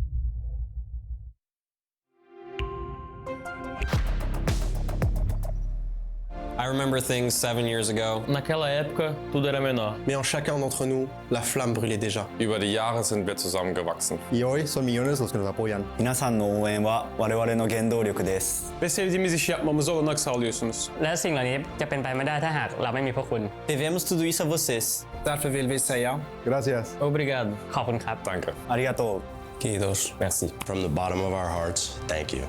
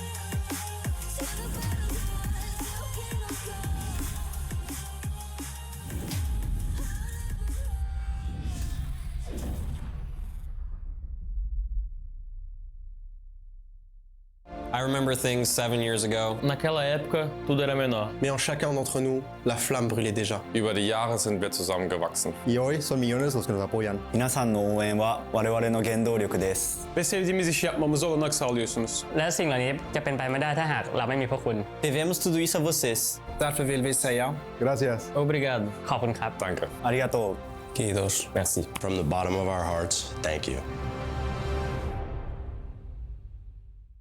I remember things 7 years ago. Naquela época, tudo era menor. Mais en chacun d'entre nous, la flamme brûlait déjà. Über die Jahre sind wir zusammengewachsen. Y hoy son millones los que nos apoyan. 皆さんの応援は我々の原動力です Ve sevdiğimiz işi yapmamıza olanak sağlıyorsunuz. และสิ่งเหล่านี้จะเป็นไปไม่ได้ถ้าหากเราไม่มีพวกคุณ Devemos tudo isso a vocês Därför vill vi säga Gracias. Obrigado. ขอบคุณครับ Danke. ありがとう Kiitos. Merci. From the bottom of our hearts, thank you.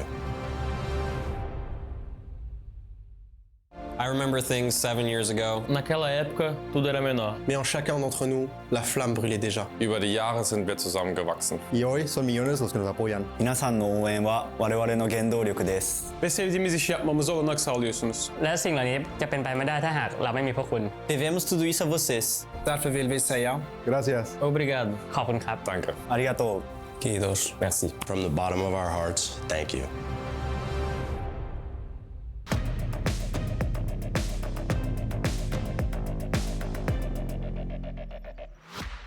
M80 take their first map, which is also their map pick, and secure themselves a 1-0 lead in this best of 3. The loser of which goes home. Now, M80 had a struggle getting back into this game, so I want to start off with talking about Falcons and how incredibly well they've done at the beginning to get themselves in the lead.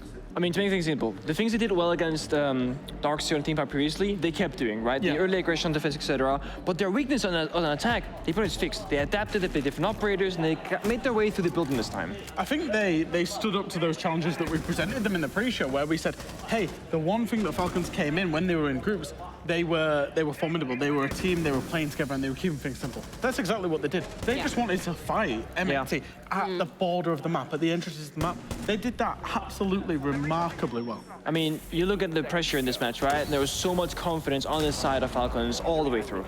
Yeah, we said it that we wanted them to keep it simple, and that's exactly what they did. But eventually, it did feel like M80 caught on to how the swing of things was going.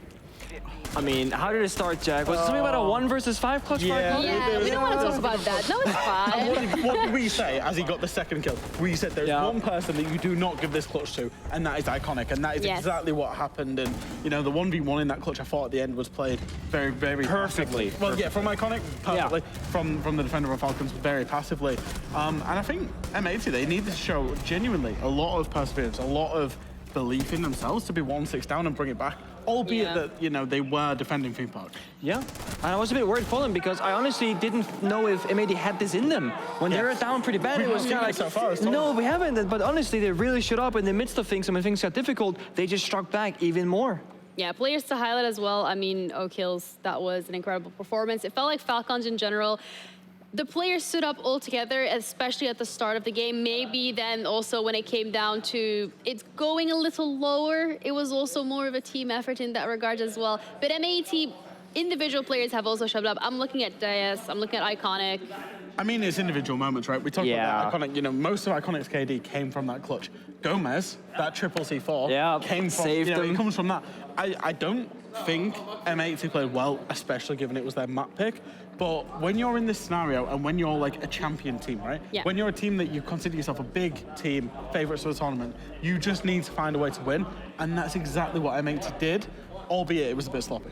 Yeah, I mean, but they kept having solutions to the problem, right? They kept trying different things as well, and despite being down in numbers most rounds due to losing that opening pick against Falcons, they still kept fighting and fighting and fighting. All of a sudden, Zakeen on Monty, 2 rounds, one of those 2 in round number 6 being a flawless for them, and that really started swinging things as well with those clutch moments. Yeah, absolutely. I mean, Fresh, I heard that you've had a chance to play around with the new reveal.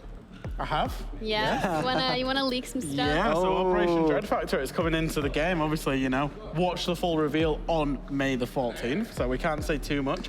But what I can say is I have had a little play around with things. I have seen, you know, some of the things that are coming. I'm quietly excited, especially when it comes as, you know, as far as the maps. Okay. Maps, plural? No, sorry. Oh, okay. I thought we were as far as the maps in the game. Okay. That's it. You're not gonna give us more. I'm not revealing anything. What's the reveal on the 14th? I'll ask a question. The console rework, yay or nay? Yay. Yeah. Oh, good. That's what I was implying. Okay, But you've just asked me. I thought it was a bit, All right, well, we have a next map coming up, and this is Clubhouse, a map which historically Falcons has been performing quite well on. I mean, they sent M80 to the lower bracket on this map, okay? So a lot of expectations coming into this from their side of things, and especially if they want to push this to that final map, to that Oregon, this is where they need to show up. So what are we expecting? Same early start. I mean, things are gonna probably change up side-wise, perhaps. So, you know, Falcons are gonna start the attack and side of things, but keep up the aggression, keep making it difficult for M80 to do anything really if possible. And for M80, I think perseverance is gonna be the leading factor for them as well. I want to see Falcons believe in themselves because, you know, we're seeing them without their full five. You know, they're behind us playing without, you know, their full five, without their IGL. They can hear you. I want to see them, I want to see them believe in themselves. This is their map pick. Yes, they've just suffered a devastating loss. That is a big setback. They've got to recover the mental. And I think, you know, if you're an M80 fan, you're looking for your team now to just compound and keep rolling and put in that clinical performance that you'll know that they're capable of. Yeah, we want the momentum to keep going for M80, if you're an M80 fan. You want Falcons to be able to win their own map, if you're a Falcons fan. So there is 2 coins to this one, but looking forward from a realistic picture. Say you're not a fan of either one of these teams, based on the performance that we've seen last game, what is the most likely outcome? It's hard to say. I mean, we just saw M80's map pick go all the way to OT, and it should have been a done deal for Falcons, but that 1v5 clutch really sealed the deal for M80 and built things for them. So looking at that, I want to say Falcons. You want to say Falcons? I want to see Falcons too. Listen, I'm totally not biased. Like, no. Underdog story. Come on. Yeah, you're not a fan of your underdog. I've been a big Falcons fan for about a year now. I'll be honest. You know, ever since I first met those guys and was introduced to them. So I want them to do well. I don't want either of these teams to go home, Ginny. This is a heartbreaking game, to say the least. I mean, M80 up against Falcons. If Falcons loses, they're going home. If M80 wins, they are staying. Yeah. They're staying. They're not going home. But if Falcons wins, they have the opportunity to push to this third map, and we're going to be heading over to our casters, Lynx and... Thank you very much, yes, and Blue. As we get ready to jump into map number 2 of what's been a very surprising series already between the Falcons and M80, as M80 have completed their comeback from map number 1. Now to try and take a second and final map here. But the Falcons at the same time, it's their own map pick. So let's see if they're a little bit more up to the challenge this time, especially from that attacker's perspective where we saw so many good things come out from this squad. They need to do it one final time just to equalize things this time and trigger that third map on Oregon. The bans are already live, of course.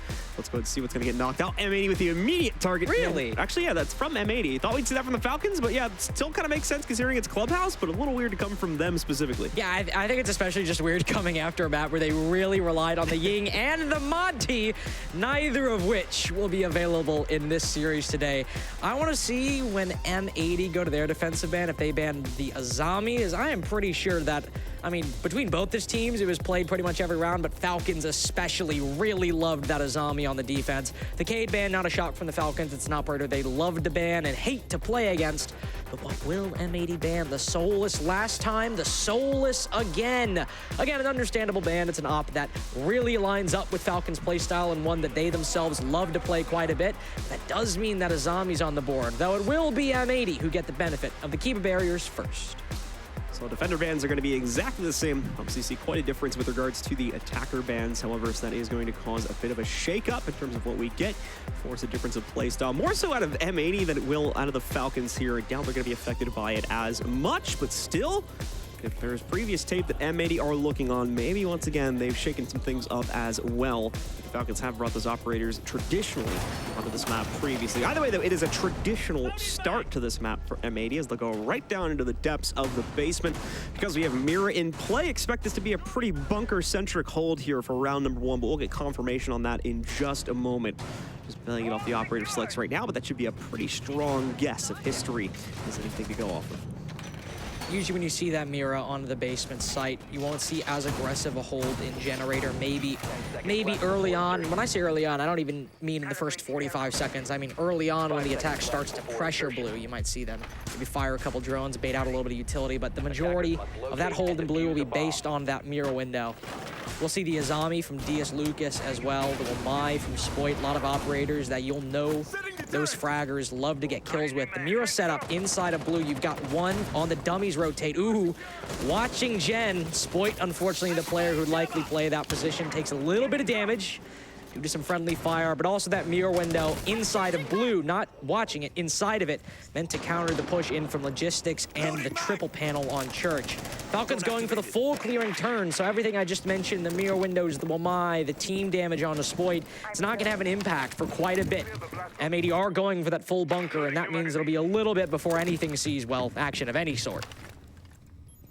Falcons still with full reign over the entirety, pretty much the first and second floor, however, so they are going to take that liberty for this first minute at least, extend it into the second minute a little bit as well, to make sure that they established as much control as possible and can set up this hatchwork to easily clear out for themselves. Gomez, of course, spotting the hatch being blown up above him, but nothing actionable being seen from that position just as of yet. Still that slow roll as this team looks to try and find anything, and of course, they spend a decent amount of time shuffling their drones down into the depths of the basement too to get a better picture of just how aggressive M80 may be trying to play things. We got the hatch minigame to be played out as well here. Mad Skills should be able to pop this relatively quickly, save for any impact trickery you might get from the other side, but it's not looking like there's too much of an attitude for that right now from M80, so we will just get a clean opening of the kitchen hatch. Not something we tend to see all that often, but Falcons will be given a little bit of a gift in that regard here. I will say their hard breaching isn't super suited for opening up that Church panel. They have the ranged breach, so Mad Skills should be able to use that. And Valentino bringing the secondary hard breach has freed up the hard breaching resources for Mad Skills. Valentino's already opened up that Moto hatch, or the blue hatch. I believe it's blue, actually. And he can open up the Moto hatch as well and deal with that. And that will allow Mad Skills to put some pressure onto the Church wall. Spoit taking a little bit of damage. Got to be careful. Though it's Gomez taking down Valentino first through the floor. Into that clubhouse game where Falcons played M&M, they were +7 on the entry. It'll be key here for M80 to deny that strength. M80 starting things out well. They want the fight, it seems, to begin this round when you look at the fact that they did not deny any of the hatch presence here, and the fact that they've been able to pop back out and find that opening kill at a somewhat heavy cost to both Gomez and Spoit's HP, but as long as those players are able to maintain for another pickup or two from the side of M80, I think it should be perfectly fine to go down to the end of the round. Speaking of which, 25 seconds left to go here for the Falcons, so we need to start seeing them taking some serious control, and control they will get. Iconic still strikes, though, with another kill against these attackers, but now the attackers themselves, Falcons are starting to pick it up as O-Kill is getting himself ripping and roaring right at the start of this game yet again. There we go. 2 back-to-back from him on the inside of blue, but time starting to get a little low here. Kino strikes back. We're locked into the 2v2. The plank going down from Joker, but here comes Kino on the flank, and oh no! The weapon switch sends him down the river. The impact as well to knock out P9, and Diaz thankfully still to shut things down as M80 control a very chaotic end to round number 1. Oh, right down to the wire. You can see Kino befuddled and confused himself. He's yelling what out loud? He's got no idea how the hell he just threw that one. But Diaz Lucas, that clutch backline player, brings back an important round from the brink. A Church Arsenal defense barely lost. Now won by M80. O-Kills, such clinical play, able to bring that back because M80 were doing very well. The C4 bottom main and killing Valentino on the kitchen hatch. But P9 won, able to get that kill in blue, but also O-Kills able to work the pick in Moto. That was what Falcons needed to bring them back in the round, the clutch late round play that, talking about another clubhouse game, NIP brought out against VP and very nearly started the comeback. If Falcons can keep that consistent, they will certainly put up a good fight. You can hear Kino there as well. It's like, what about that swing? How did that happen? That's a good question. How did that happen? Oh, so a little bit of a confusing one there for some of the M80 players, but they make it work at the end of the day off of a very risky strat too. Like we talked about there, absolutely no work to counter out the kitchen hatch. Basically just inviting the Falcons in, inviting the fight directly into their face. That's how they're able to leverage quite a few kills. Got a bit dangerous, of course, when O-Kills was allowed to carve his own path forward from Moto. They struck back and was able to get back that control ultimately by the time we got to the end of the round. So it's M80 to strike first here, take the opening lead along with it. Obviously locks down that basement site, and we're going to see an immediate transition from them up into Cash and CCTV. Just going for the usual rotation. So expect Jim to more than likely follow this one up if they're going to continue on that path. We do have Thatcher on the board, by the way, with that Monty and Ying band, but of course there's no hard breach denial for M80, so no harm, no foul in Falcons not bringing those EMP grenades. We'll bring the IQ, though, to try and spot out those black eye cameras from Iconic. likely use that to maybe even spearhead a little bit of aggression. Not too far off. You don't want to give Falcons any crazy ideas. They do have the option, especially to get aggressive over on bedroom, but no, never mind. They'll just send it into the site, but an important kill goes M80's way.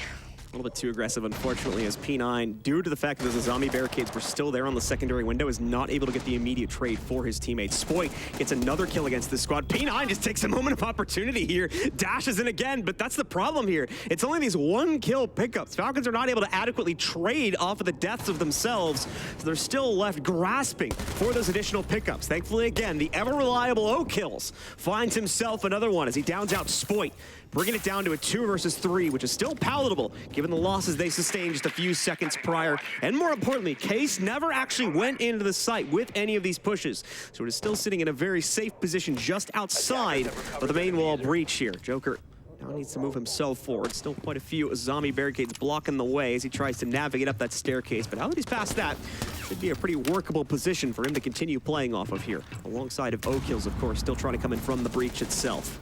They still need to locate the remaining 3 members of M80, which is not information that they have at the ready. Seems they have a good idea of the construction rotate and the red stairs player, but that third one is more than likely going to evade them. And there's secondary confirmation of the top red player. Toxic Babe will do a little bit of damage to Joker, but once again, the bravery here from the Falcons as they directly challenge the angle regardless. Third time just this round, we've seen one of these players make a play like that. It's worked out, has given them insight positioning. We do have that C4, as Lynx just mentioned here, for Iconic, and red ping to prompt it a second ago. Falcons caught that, obviously, because it was a red ping, immediately getting themselves away from that position so as not to fall victim to this explosive. Time is getting low. There is a safe position deeper in the site that they could go for, but never mind. It's going to be the CCTV plant instead. And another safe spot actually found deeper into this site. O-Kills will take it. The plant will go down onto the ground. Joker has the read on the rotate, but the wrong angle for it. So Kino pops back in. Is not able to get full confirmation on O-Kills, but then gets it back. Nicely done, as now he gives himself a little bit of that Falcons aggression we were seeing at the beginning of the round to quickly retake the site and lock in round 2 for his team. No waffled gunfight from Kino this round. Clean 2-piece with the shotgun. Was a little bit worrying, especially once Falcons found that Valcam, because Kino left the bomb site, gave it up, but they were playing for the retake and playing for the C4. That's always a risk, especially once that camera got shot, and Falcons going for a redundancy, planting on the desk just to make sure that C4 does not land. They still win it as Kino moves up to the top floor. Probably the best player in the world with the M59 in hand, and Falcons had the misfortune of meeting him when he's got something to prove. CCTV and Church now both going M80's way. They are looking to Gym Bedroom to achieve the hat trick. Rio start from M80 certainly will be a nice confidence boost, building off of the already probably soaring position that they're in after that comeback back on map number 1 for the Falcons. It's going to start to get a little worrisome, more than likely, on their team. They are quickly losing their grasp. Even a sign on some very, very nice entry power they showed in the last round. Just as I mentioned, in the round itself, far too risky in the way they were approaching it. More than likely not building up anywhere near the intel they would have needed to make those plays. Otherwise, again, the trade setups for P4 to potentially help out there after his initial teammate's death went down would have been better. It would not have gotten blocked off by things like the zombie barricade sitting on that window there on the bottom right side of your screen right now. Just to give you an example, we saw a few more similar situations unfold in that round as well. Falcons need to tighten things up a little bit there if they want to continue to play that aggressively throughout the rest of this half.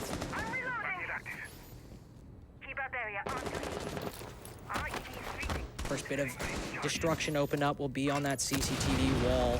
Gomez playing aggressively. This is an opportunity where if the coordination from Falcons is on point, that might be a pick for P9, but Gomez, if he's taking a gunfight, it'll be on his terms. A tight angle between that deployable shield. The red player is often in a tricky position, though, if the coordination from the attack is on point. We got P9 pushing in from garage, and likely someone pushing from bottom red as well. Yup, we have the Yana down there right now. He's working the nades momentarily. Oh, not even. I was going to say when that second nade goes through, he'd push up. And that's when Gomez leaves. Smart read by M80. They know that Falcons have set the trap. Best they not spring it. M80 once again learning their lessons from map number 1, knowing that they can't necessarily win things out in a direct open gunfight where they don't have another way to build an advantage for themselves inside of that specific 1v1 scenario. So they hold it back. As Lynx mentioned here, don't tempt the beast. Continue to wait things out on the inside of their actual site setup here, where they have a much stronger chance to potentially draw in a winning fight from the Falcons here. Falcons realize this, so let's take a very slow and tempered approach as well, opening up a pretty extreme angle from the cache side here to make sure that they can support any potential swing around that doorway into the site too. See the Azami continue to build up her own little defensive matrix from the gym as there's an immediate response to the opening of that wall. The zombie barricade going back up, but she's also thrust into another fight seconds later. Joker still able to carve away Kino, though, in the very back of that hallway. But Iconic responds in kind, goes for an aggro peek onto the inside of Logi, and takes out P9 in response. That Azami, well, not the Azami, excuse me, being forced into a corner. It's a new player that's taken on the corner here just by the Jacuzzi breach. It is going to be, I believe, Iconic being forced into that position, and there was a down, actually, against Joker. Missed that. Someone was able to get some serious damage onto him. O-Kills will get caught by a motion detector, trying to work his way up through the main stairs, but next to strike is actually Valentino, picking up one against Gomez on his way in through construction. Spoit now springs into action as everyone's getting a piece of the action on this round. He'll find the trade against Valentino, bringing it down to another even-keeled 3v3 here. Diaz also thrusts himself into the fight, but it's Spoit to take out the next target here, as Joker will finally fall, being downed earlier and retrieved, but only just now taken down outright. Time is low as there's sub 10 seconds remaining in this round. Falcons will be forced into the engagement. They'll get one. They won't get the second as Spoit gets the 180 pickup, and Diaz still holding in the corner there by the bathroom, or rather the Logi closet, excuse me, shuts things down for the final kill. A recovery from map 1. Spoit, the sentry turret, looks left, right, and center and gets 3 kills at each angle. 3-0 now for M80. They've won every single bomb site, and Falcons will take their tactical timeout. The entries have not gone their way. That round being an exception. Joker able to take down Kino. There's a very quick response from M80, from Iconic and Logi, and Falcons struggled to find an entryway into the site afterwards. M80 are playing very solidly and very stalwartly. They're playing off of each other, keeping any holes sealed. This is the time where Falcons are going to struggle, when M80's communication and coordination is on point, and if Spoit is picking things up and Kino is picking things up, then this is a very different M80 team from Theme Park. This is starting to look very much like the M80 we would see play things out in the later stages of the NAL. The longer and deeper they get into a series, the more they understand their opponents, and the better they are able to adapt their play style, even if it's in the middle of the round itself, to the way that their opponents are playing things out. Falcons may have finally lost their edge in that regard that they had, to be fair, at the beginning of map number 1, but it no longer seems like it may be the case here if M80 is able to continue their rampage onto the second rotation of sites. They won't go for the full world tour back over in Bar. They'll just return now to the basement, where they've already had success in locking things down before. We'll more than likely see a relative amount of repetition to the same type of strategy, which means there won't be that much active defense played onto these hatches, of course. They'll kind of invite the Falcons in and try to pick a few of them off as they look to make that initial descent. The Cade banner will, of course, make it a lot easier for Falcons to get those hatches, just as we saw last time. It'll just be the transfer downwards, the conversion, that'll be very difficult.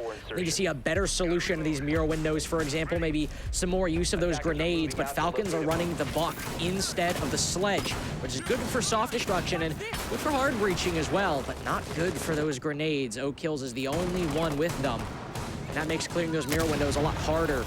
You only have 2 opportunities to throw one down blue hatch, or hell, even down blue stairs if you really want to go for the Hail Mary, to try and remove that position without having to take a gunfight.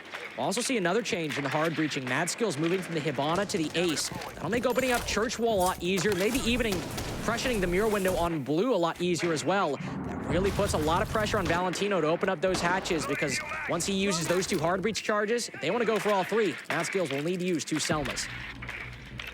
A slow start to things as expected for this basement hold due to the bunker strategy from M80. Falcons just quickly working on getting those hatches open for themselves, and more importantly, as you can see here, Peanut got to check in the corners and whatnot, making sure there's not going to be any utility shenanigans, most notably Valk cams have to worry. But obviously, again, we don't actually have that in play for M80 this time, but it's going to be the kind of force of habit coming out here from especially the previous map, given how much of an issue that was over on Theme Park. Drones starting to I'll drone things out here down in the basement itself, and at least as far as the approach to Moto is concerned, they've gotten most of the information they need. They left a few of those drones out in the open, so at least one of them looks like going to get picked off by Iconic. Not going to cause too much stress for the Falcons. They've got all 5 players alive, and about half the drones remaining still, so they can afford to lose a few here and there, especially considering how simplistic of a setup this is from M80. Not a whole lot that needs to be hyper-droned into in this situation. This is a very, very restricted take for Falcons. They know exactly what they want, and they're not going for more. They've opened the Moto hatch and the blue hatch, but not kitchen. They've not even gotten a lot of self-destruction in kitchen. So that means all of those deep angles inside a site that you can even maybe watch the rotation from Church and a long haul, they're closed, not available to the attack. They're only focusing on the Moto hatch and main stairs with a subsidiary focus, maybe a little bit on kitchen. But it's working out so far. Mad Skills has opened up the church wall, but it remains a 5v5. Falcons probably looking to the blue player, P9, to start things off on the right foot, unless Mad Skills can also work this angle bot main. No real solution has been presented just yet to the Falcons, but time will force one out of them sooner rather than later. And it may very well come from P9 here, who's lurking his way down the primary blue hallway. That mirror setup is not going to be as strong with Tino dashing across the way. Not going to be able to hold the line initially, but Diaz and Spoit on the other end of this formula have some strong contention. P9 tries to take out the Nitro, and he succeeds, but in the meanwhile, Kino is allowed to swing, taking him down. It's a flurry of kills from M80, primarily from Gomez there, as once again, their insight setup holds as strongly as it did, potentially even stronger than back in round number 1 here to lock in number 4 overall on the map. But the timeout not working. Falcons now down 4-0. M80 were admittedly in a similar position on Theme Park, saved only by a 1v5 from Iconic. Had that not happened, there'd be 2 4-0 starts in a row. But Falcons have not had the same clutch potential. Say what you will about M80's performance on Theme Park, but when it came for the moment, Iconic showed up.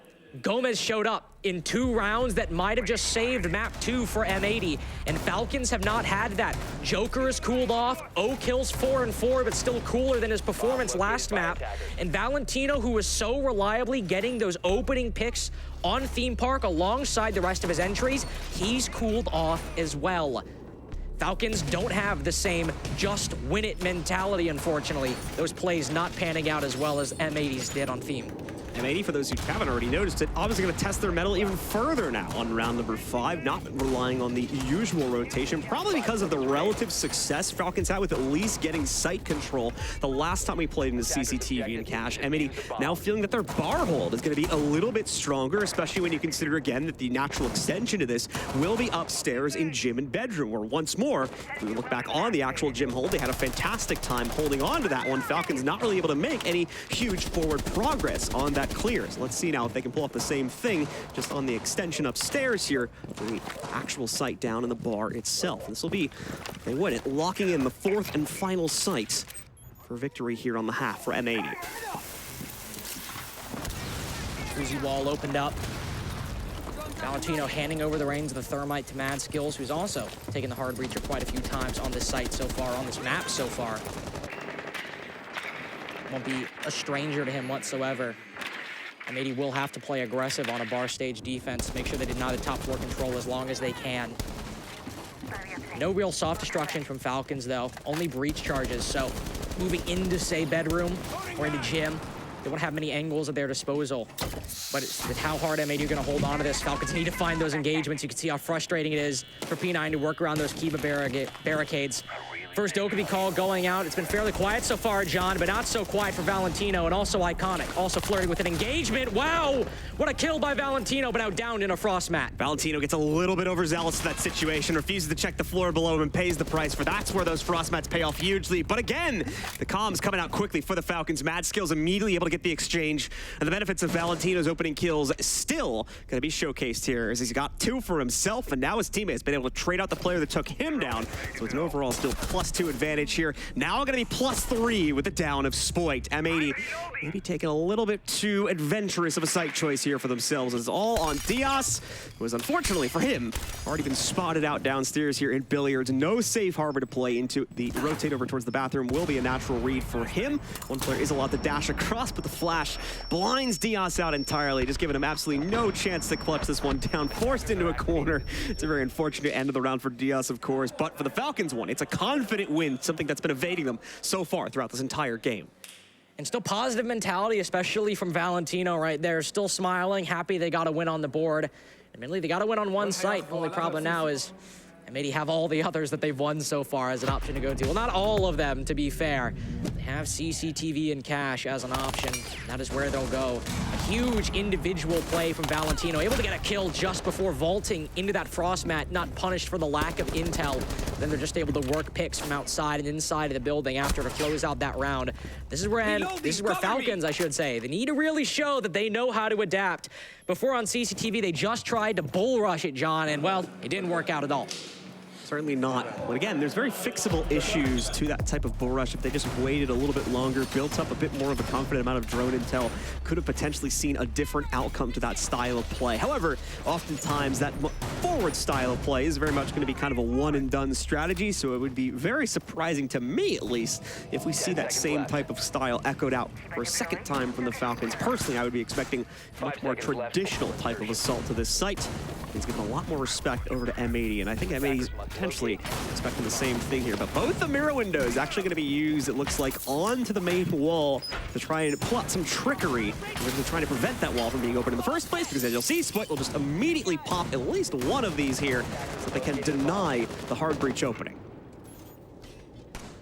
This will make Flatwall what is normally just place and forget position for the attack.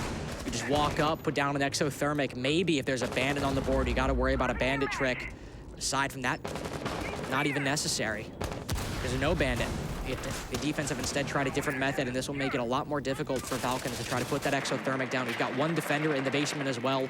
Iconic, not only playing for the lurk, but playing for the C4. That didn't work in the previous CC defense, but they won the round no matter what. It doesn't really matter. If we want to take a look so far, Falcons have not tried to open that flat wall. They're focusing on construction this time, looking like they might go for a split take and maybe even forego garage, depending on what happens. M80 kind of doubling down on the site itself. Not a whole lot of vertical defense being played out onto the first floor, or other areas, at least not initially. Maybe have one or two players still roaming down there that we'll check in on later. As you mentioned, Falcons definitely trying to take control from that construction side more prominently to begin the majority of their assault from there, given how fortunate it is going to try and open up the plat wall side here. Pretty much impossible now, just due to the trickery that can come out from the defenders. Both of those mirror windows being placed on top of the Joker as well. Stalwart in this position, just waiting for an inch of an opportunity to try and catch either a garage rotate or another member of M80 trying to move through CCTV. This is the kind of double-edged sword to the setup from M80, as they are not going to be given the freedom of movement to navigate between the interior of that site and the outside of garage because of those window setups. They have to be very, very cautious of those angles, like we saw from Joker being already established here. Valentino, he works on trying to pop things open on the inside of construction to get main access to the site, but he's actually prompted away from that one.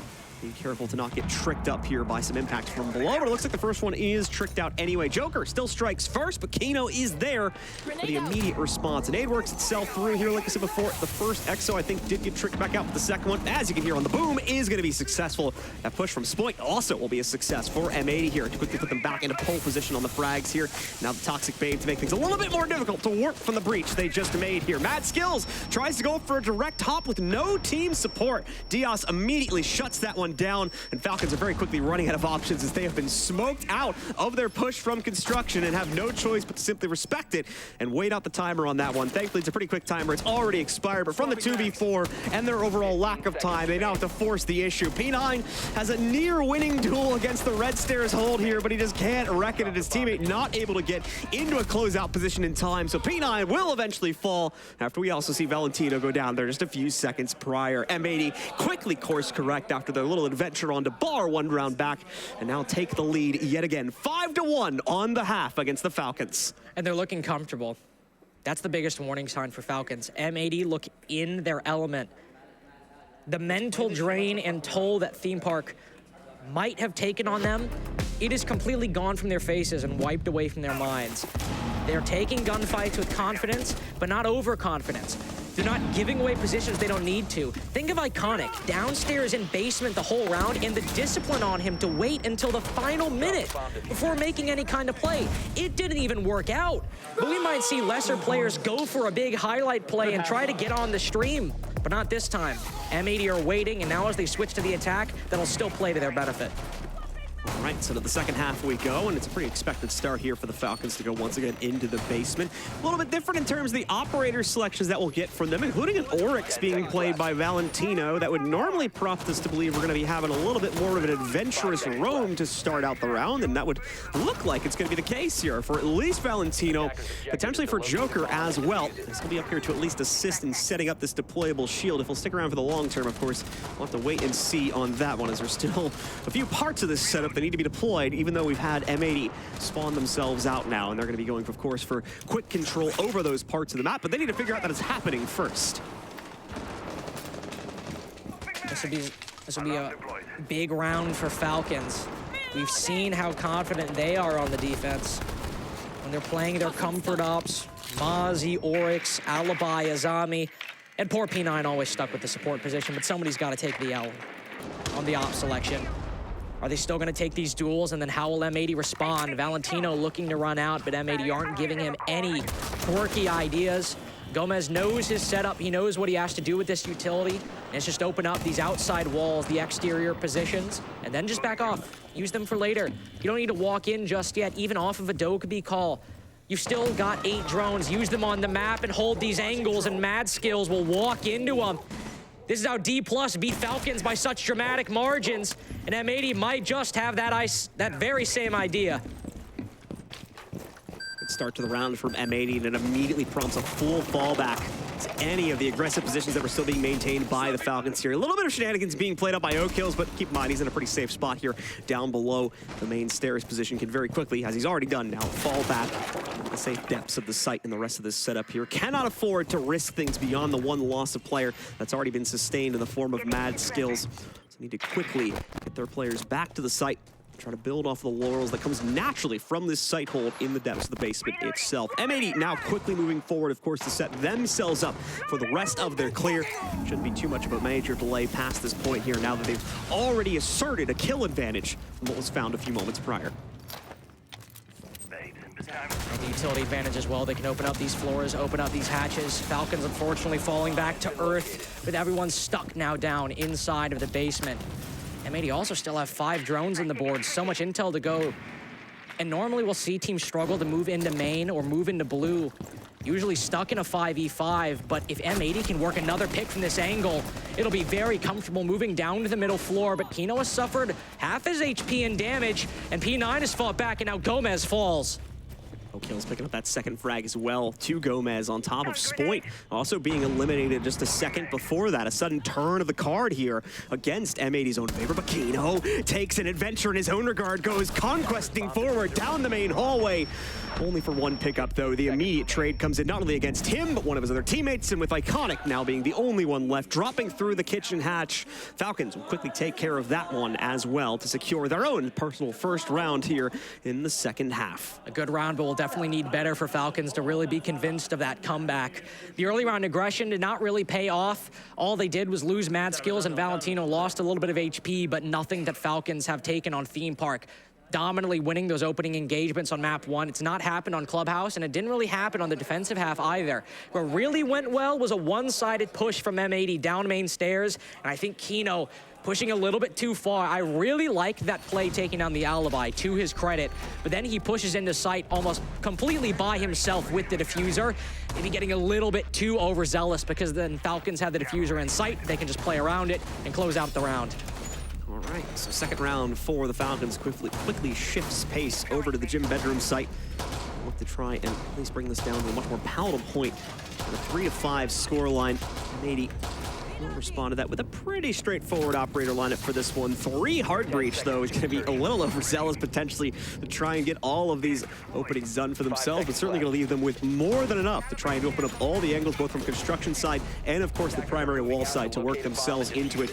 Got Malusis and whatnot to also try and slow things down over on the defensive end of this one, so it will be a bit of a process for M80 to get full clearance on that cache extension, maybe explaining why we see so much hard breach being brought and even a repick onto one of them, if I recall correctly.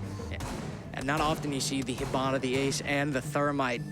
The 2 ranged breachers so powerful, especially with those Hibana pellets. You can destroy the keyed barriers as well. Same with the Selmas, but usually you want to save the Selmas for a wall. Ooh, Sploit, taking a bit of initial damage.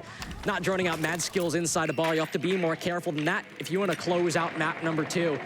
But he isn't punished for it entirely. Just a little bit of damage, a warning shot, and Matt Skills will likely back off. As 45 seconds in, the drones will come through. He'll maybe stay, shoot 1 or 2, but then back off fairly soon after. M80 just going about their clear normally so far. They'll have to worry about that mirror window once they eventually get to it, and those Hibana pellets and Ace charges. That'll be priority number 1 and number 2 to deal with Valentino's utility. It was fairly quiet across the map there after that initial little bit of a fight we had down towards the bar. Those players will end up meeting each other for some time as the Falcons peel back their positions and fall pretty much fully into the site. That does leave M80 with a pretty healthy bank of time to commit to the rest of this clearance, especially if they want to try and ignore the extension over into Cache and CCTV side. Looks like they may go for direct contention onto that one as well. They're going to quickly pop open the construction wall, which will cause some worry, specifically for O-Kills here, who is the one still playing on the inside of Cache itself. He's been split off from his teammates now because of that one. It is going to have to look more than likely for a quick fallback, which I do believe he's already committed himself to. Kino once again waltzing right in, dodges the nitro cell, tries to take the initial fight, but has to back away. Diaz just completes it for him though, all good. Sploit as well, immediately just headshots out Valentino, trying to get cheeky in the corner. It does not play out, and now M80 have a massive advantage. They may be able to build even further here. O-Kills tried to patch the construction wall, obviously has not panned out all that well, and Joker tries to take the next fight, will lead to his downing at the minimum, and everyone else falls just a few moments later. M80 storms the site and storms another round under their own control as they just need 1 more now to close out the series and send their opponents home. Kino somehow evades death by sprinting in, put down to 1 HP. But he's got his team to rely on. Everyone was asleep on Theme Park, it felt like, except for a few individual moments, but now the Titans of North America have arrived, and they are just 1 round away from progressing to their next elimination match and sending our 2nd team home and our only Meadow representative backpacking. Jim Bedroom not going Falcons' way. M80 bringing out all the stops in terms of hard breach, the Thatchers and Hibana, Ace and Thermite to open up those angles, and it worked out because Falcons had nowhere to move, and M80 moved in like a Viper. 1 more to go here for M80. Is it a quick closeout with 1 more round going into their pocket? Or do the Falcons bring a little bit more fight to the table? It is going to be a retry of the same site hold. They'll call that last one as a little bit of a fluke there, allowing Kino to take that forward position, which obviously then snowballed the rest of the execute forward, save for the construction damage that had been done to the zombie hold there. But even aside from that, had that not occurred, I doubt it would have gotten in the way. But the M80 cleared too much. They have already far too much control past the Jacuzzi breach, going all the way up to Logi by the time that fight had already occurred. So a lot more issues need to be corrected here for the Falcons. Not entirely sure if they'll be able to immediately replay it, bring out a victory for themselves, but they really have no choice here. It's now 4 rounds in a row that need to be completed by the Falcons here, and that's just to trigger overtime. Keep their chances of survival flowing, not just for them, of course, but for the entire MENA region. Located by attackers. This is where they could cement their status in Rainbow Six history. Great teams will always find a way to win. Even 4 rounds down, they'll still make it happen. Won't be a complete knock on Falcons, but this is a very difficult gambit. Jacuzzi wall opened up within the first 45 seconds. Diaz making good use of that exothermic. There's an addition of the Flores as well to deal with those Kiva barriers. Make sure there's little to no bulletproof utility on the site that M80 will have to deal with once they go in for that execute. Not used any of them yet, but M80 have opened up all their angles. They've opened up all their pathways. Nothing has stopped them so far. It will require play from the Falcons within the building.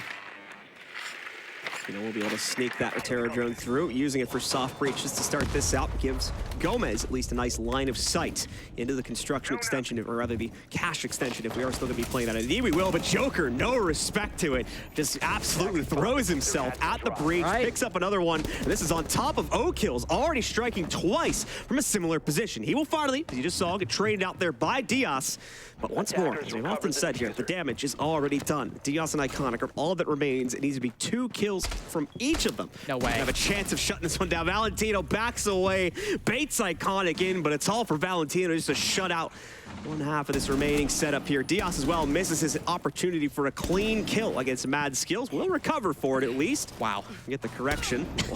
BM there as he just lets him try to crawl away for a bit, but not going to change the outcome of this round all that much here. Still a 1v3, a solid site setup is well maintained here for the Falcons. Diaz will now try to challenge it. There's another barricade sitting in his way. Just a few shots, obviously, to quickly take care of that. I don't believe there's an angle from Logi there, so yeah, not really anything to peer back from that side. But still, it's a complete choke point that Diaz will have to try and force himself in through. A little bit of pre-fire gives him the angle needed to at least spot the positioning from Valentino. There's one, 2 more needed here. He already knows where at least one of those remaining 2 is, and he knows that one is close as well from the red dot on the wall. But nicely played by the Falcons. They both go for the peak at the same time just to make sure things don't get out of their control. So they will still control this one. 1 down, but 3 more in a row still need to be claimed. Seems like they might be getting tired as well. So one of the first times Falcons have really had to play a best of 3 since that G8 tournament last year, and at least in the 2023 season. Not had to so far inside of the major. Really had a true test of endurance. That round is certainly a sign of life, though. Able to still get aggressive against M80, see the angles they've opened up and completely flip the tables on the attack. So it's good from Falcons, and it's not even that the setup from M80 was bad. Falcons just got in their face, got aggressive, and didn't let them get a single inch of breathing room. Moving back down to Church now. This was a similar problem for M80. Didn't have a lot of room to maneuver, and they just sent it up down main. Unfortunately, did not pan out. So the excellent restraint that was exercised by the Falcons the last time they played into that one, and it's important to note too, Falcons still able to recover after losing the initial duel on this basement defense. Tried to play things out a bit more aggro. This time they're going to go for the usual bunker hold, it looks like, especially when you consider the Valentino has brought the Goyo into play. Maybe a little bit of posturing, of course, the first floor and over by those blue stairs specifically, but I highly doubt we're going to get the full roam setup they tried to commit to last time. And again, credit to the Falcons. Even when that went badly, they peeled back, played a pseudo bunker for the last minute and a half or so of the round, and was still able to trade their way towards a win off the benefits that basement site provides. Very different flair to things coming in from M80 this time, though, when you look at their picks. We're getting a Finka as well as a Dokkaebi to try and track this one down. A Dokkaebi probably not going to be as useful as they would like here for the reasons that I mentioned before in terms of what the Falcons are doing, but maybe for the early round they could actually catch something. Because like I said before, Joker still trying to get a little bit aggressive by playing things out towards the blue stairs. Looks like that's already going to be canceled though, as he quickly backs away from that. And the Nitro Cell is used as an insurance policy to make sure nobody tries to challenge it directly from the windowsill. Located. And I like this from Falcons. They're starting, well, I actually was about to say they're starting to adapt, but there's a couple players stationed all the way up on the top floor. M80 might just be taking this one quickly. Spoit sprinting all the way down. The nade's gone behind blue. There's nobody home, and the only squatter now cut down. 2v5, they got a 1v5. Mad Skills better take after his namesake, because Major's on the line. Mad Skills the only one standing between his team and elimination. There's the first one against Diaz. A former to go, and he's already lost a third of his HP. A tough hallway to peek into this one, but he already knows where his opponent's going to be positioned. He needs to move, though. Can't just sit here, but it still gets him the kill. Problem is, now he's going to watch for Dirt Tunnel, as another member of M80 has already repositioned to his left side as he peeks around this corner. Not to mention, of course, that he is going to be having that now very annoying clone sitting in front of him, sort of blocking his point of view. Time also running low, and Spoit, there we go. One more peek seals the deal. M80 survive to knock out the Falcons here. As I have to say goodbye, unfortunately, to another team, but at least for M80 and for North America, they'll be able to survive for one more day here to push themselves to the bitter end of our playoff stage. And I just want to say, look at Falcons after that loss, after the only MENA representative goes home. Valentino is all smiles. It is still positivity between these two teams because Falcons have proven that they can tangle with the best. All the way through the GSL, they make it as the victor. They give M80 a run for their money on their own map pick, and they give so many teams in Copenhagen a very difficult game. This team has proven that they belong in Tier 1 international competition, and that is a victory. For a lot of our teams, once again, Falcons, of course, being no exception to this, it's really just a matter of experience. And with, again, them, even though they've been knocked out, it's all smiles. At the end of the day, they probably feel they've been able to perform to the caliber that they would have liked to see out of this tournament. And there's always next time. There's always the next major in the USA a few months from now where they can get their revenge and they could potentially battle back to go even further at that tournament as well. But anyway, folks, you saw the graphic pop up a few seconds prior. Coming up during our final analysis test segment, we are going to have our sub question corner. If you'd like to participate in that one, well, you got to give us a sub here on the Twitch channel. So feel free to go ahead and do that. In the meantime, though, we do have an interview down on the stage at our desk waiting just after that. Down on stage, down on the cube, we have Kino here from M80. So first of all, congratulations, you guys are still in phase 2. You have a couple of best of 3s coming your way, but I wanna get into the headspace that you're in right now. What is it like at the moment? It was tough on the beginning, you know. We never expected to go 0-2. We played great opponents, Wolves and NIP. Those were great games. They outplayed us. We just weren't there. And now we're going back to fundamentals. We gotta find our pacing again, and we're still alive. We're still here. You're still here, absolutely. I mean, I want to talk about the first game because that was Theme Park. The start was very dire, to be completely honest, but you guys managed to come back. So what happened there? What is the comms like in terms of the team environment on a LAN when you're 5-1 and it's like, oh guys, this is our map pick? Yeah, Theme Park was kind of rough on the beginning. Our energy was not there. Okay. And, well, we've been there before. We were down, what, 3-6, I think? Yeah. Something like that, yeah. It was scary. Yeah, against Wolves, we came back from a 3-6. We ended up losing the map, but, you know, we've been there before, so it's a round-by-round thing. Yeah. It doesn't matter if we're down 0-6 or if we're down 3-6, it doesn't matter. We're still in it. Okay. We gotta fight for it. Is that the mentality that you had coming into Clubhouse? Because Clubhouse, we were a little worried seeing what we've seen on Theme Park. Historically, it's a really good map for Falcons. So we were kind of sitting here like, ooh, what are they going to do? Are they going to be able to pull it back? So what happened between the first map and the second map? Because you guys were a completely different beast. Yeah, we were ready for Clubhouse. We knew it was going to happen. We knew they were going to pick it. And we haven't played club in a long time. We haven't shown our club in a long time. Yeah. So I feel like it was in our favor. Okay. They didn't really have odds on us. Probably caught them off guard a little bit. Yeah, probably. Well, I'm gonna catch you off guard with this one. I have really terrible handwriting. I'm showing it here, but can you read this? It's the team that you're playing tomorrow. M&M. Yes. I'm playing M&M. Yes. Oh boy. I'm just kidding. It's gonna be a good one. You looking forward to it? It's gonna be best of 3 as well. Yeah. We love best of 3s here. You do? Yeah. Now, group stage, we were not there. Fair. We did terrible on best of 1s. Okay. Playoffs, best of 3s, we did amazing. So, yeah, we all like best of 3s. Our composure is really good. Yeah. We can regain in between maps, so it doesn't matter if we lose map 1. Okay. We're back for map 2. Okay, so anything you want to say before we head in tomorrow? Because you now know your opponent. Do you want to maybe share a message with them? Do you just want to share a message with the fans? Well, we smoked them on football yesterday, to be honest. So I really don't think it's going to be any different. I'm just kidding. We're just no, it's fine. Go for it. They actually won. They beat us. Yeah. We had, what, like 6 Brazilians on one team, and they beat us. So. Well, let's hope that for your sake, that rematch. the football isn't the same as the Siege. We're going to have a rematch tomorrow. You heard it here first. Thank you for the interview. And who knows, we might see you again. Thank you.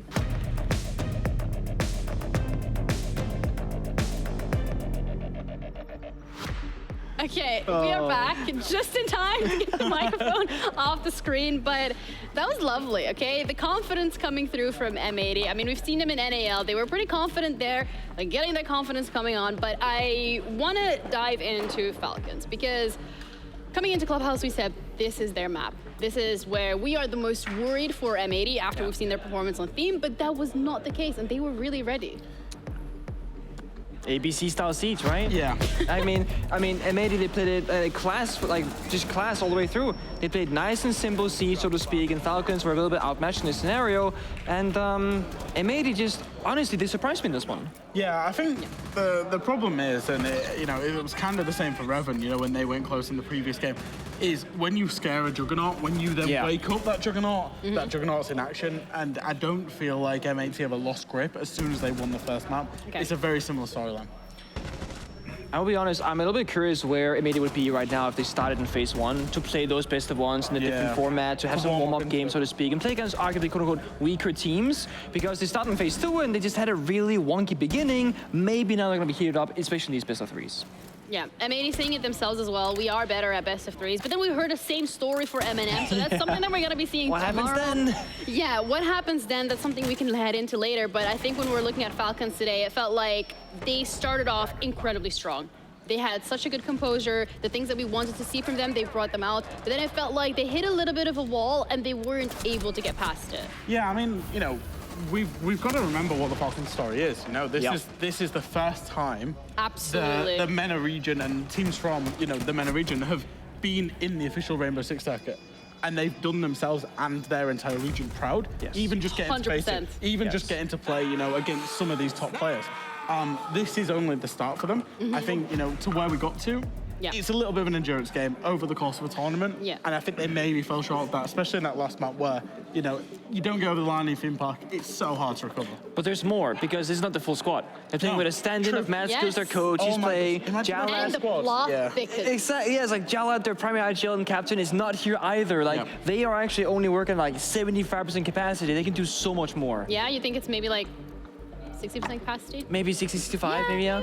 And sorry, I was going to say, like, they were smiling when they lost. Yeah, no. They recognize how much they've done, but also happy to be here. The reality is between them and GK in the MENA League as well, there's a very, very, very good chance that we see Falcons at the major in the USA later in the year. Very good chance we see them at Six Invitational. We'll probably see them at Gamers 8 as well. This isn't the last time we'll see them. Hopefully the next time is with the full 5, because this is only the start. This is their first ever international tournament deserve a full in the circuit. They deserve that full shot, And even though, like we're mentioning here, that they're not operating at full capacity, I think Valentino, as a stand-in player, is also one of the players to highlight. He's had a phenomenal performance. I mean, on the first game that they had, he showed up he landed 6 hours before the game started, He did. That's a bit mental, actually. It's the adversity that they've had to face and overcome. And like I say, everybody involved with them and their region should be so proud of them. Oh, I'm gonna get a little emotional here. Okay, let's talk about M80 though, because they are, however, through to the next one. And tomorrow, as we said it already, they're playing M&M. Now, this is where the plot thickens even further, because both of these teams are very similar in terms of preferring best of 3s, which brings the question of what can we be expecting from them tomorrow, because both of these teams are going to be like, oh yeah, it's fine, it's a best of 3, we've got a shot, we can do it. And it also feels like it takes both of them a little bit more time to actually get into gear. Yeah, I'm curious how the first step is going to go for them, because as you said, like both teams have a slow start, but then they kind of get into the swing of things. So just blindly predicting, it's got to go a 3-mapper, like it absolutely has to. And I think that matchup deserves to be a close one going all the distance. Okay. I think Kino also said they couldn't hire Club against Falcons in the best of 3 today. We know that M&M love Club, and that's one of their high map preferences. So there's a good chance we see Club, maybe a Chalet as well, which M&M are unbeaten on. I think, the map pool's going to have a big thing to say about things tomorrow. Yeah, well, that's the schedule for today, which is actually finished. We unfortunately sent Falcons as well as Reven Club home, so let's have a moment of silence.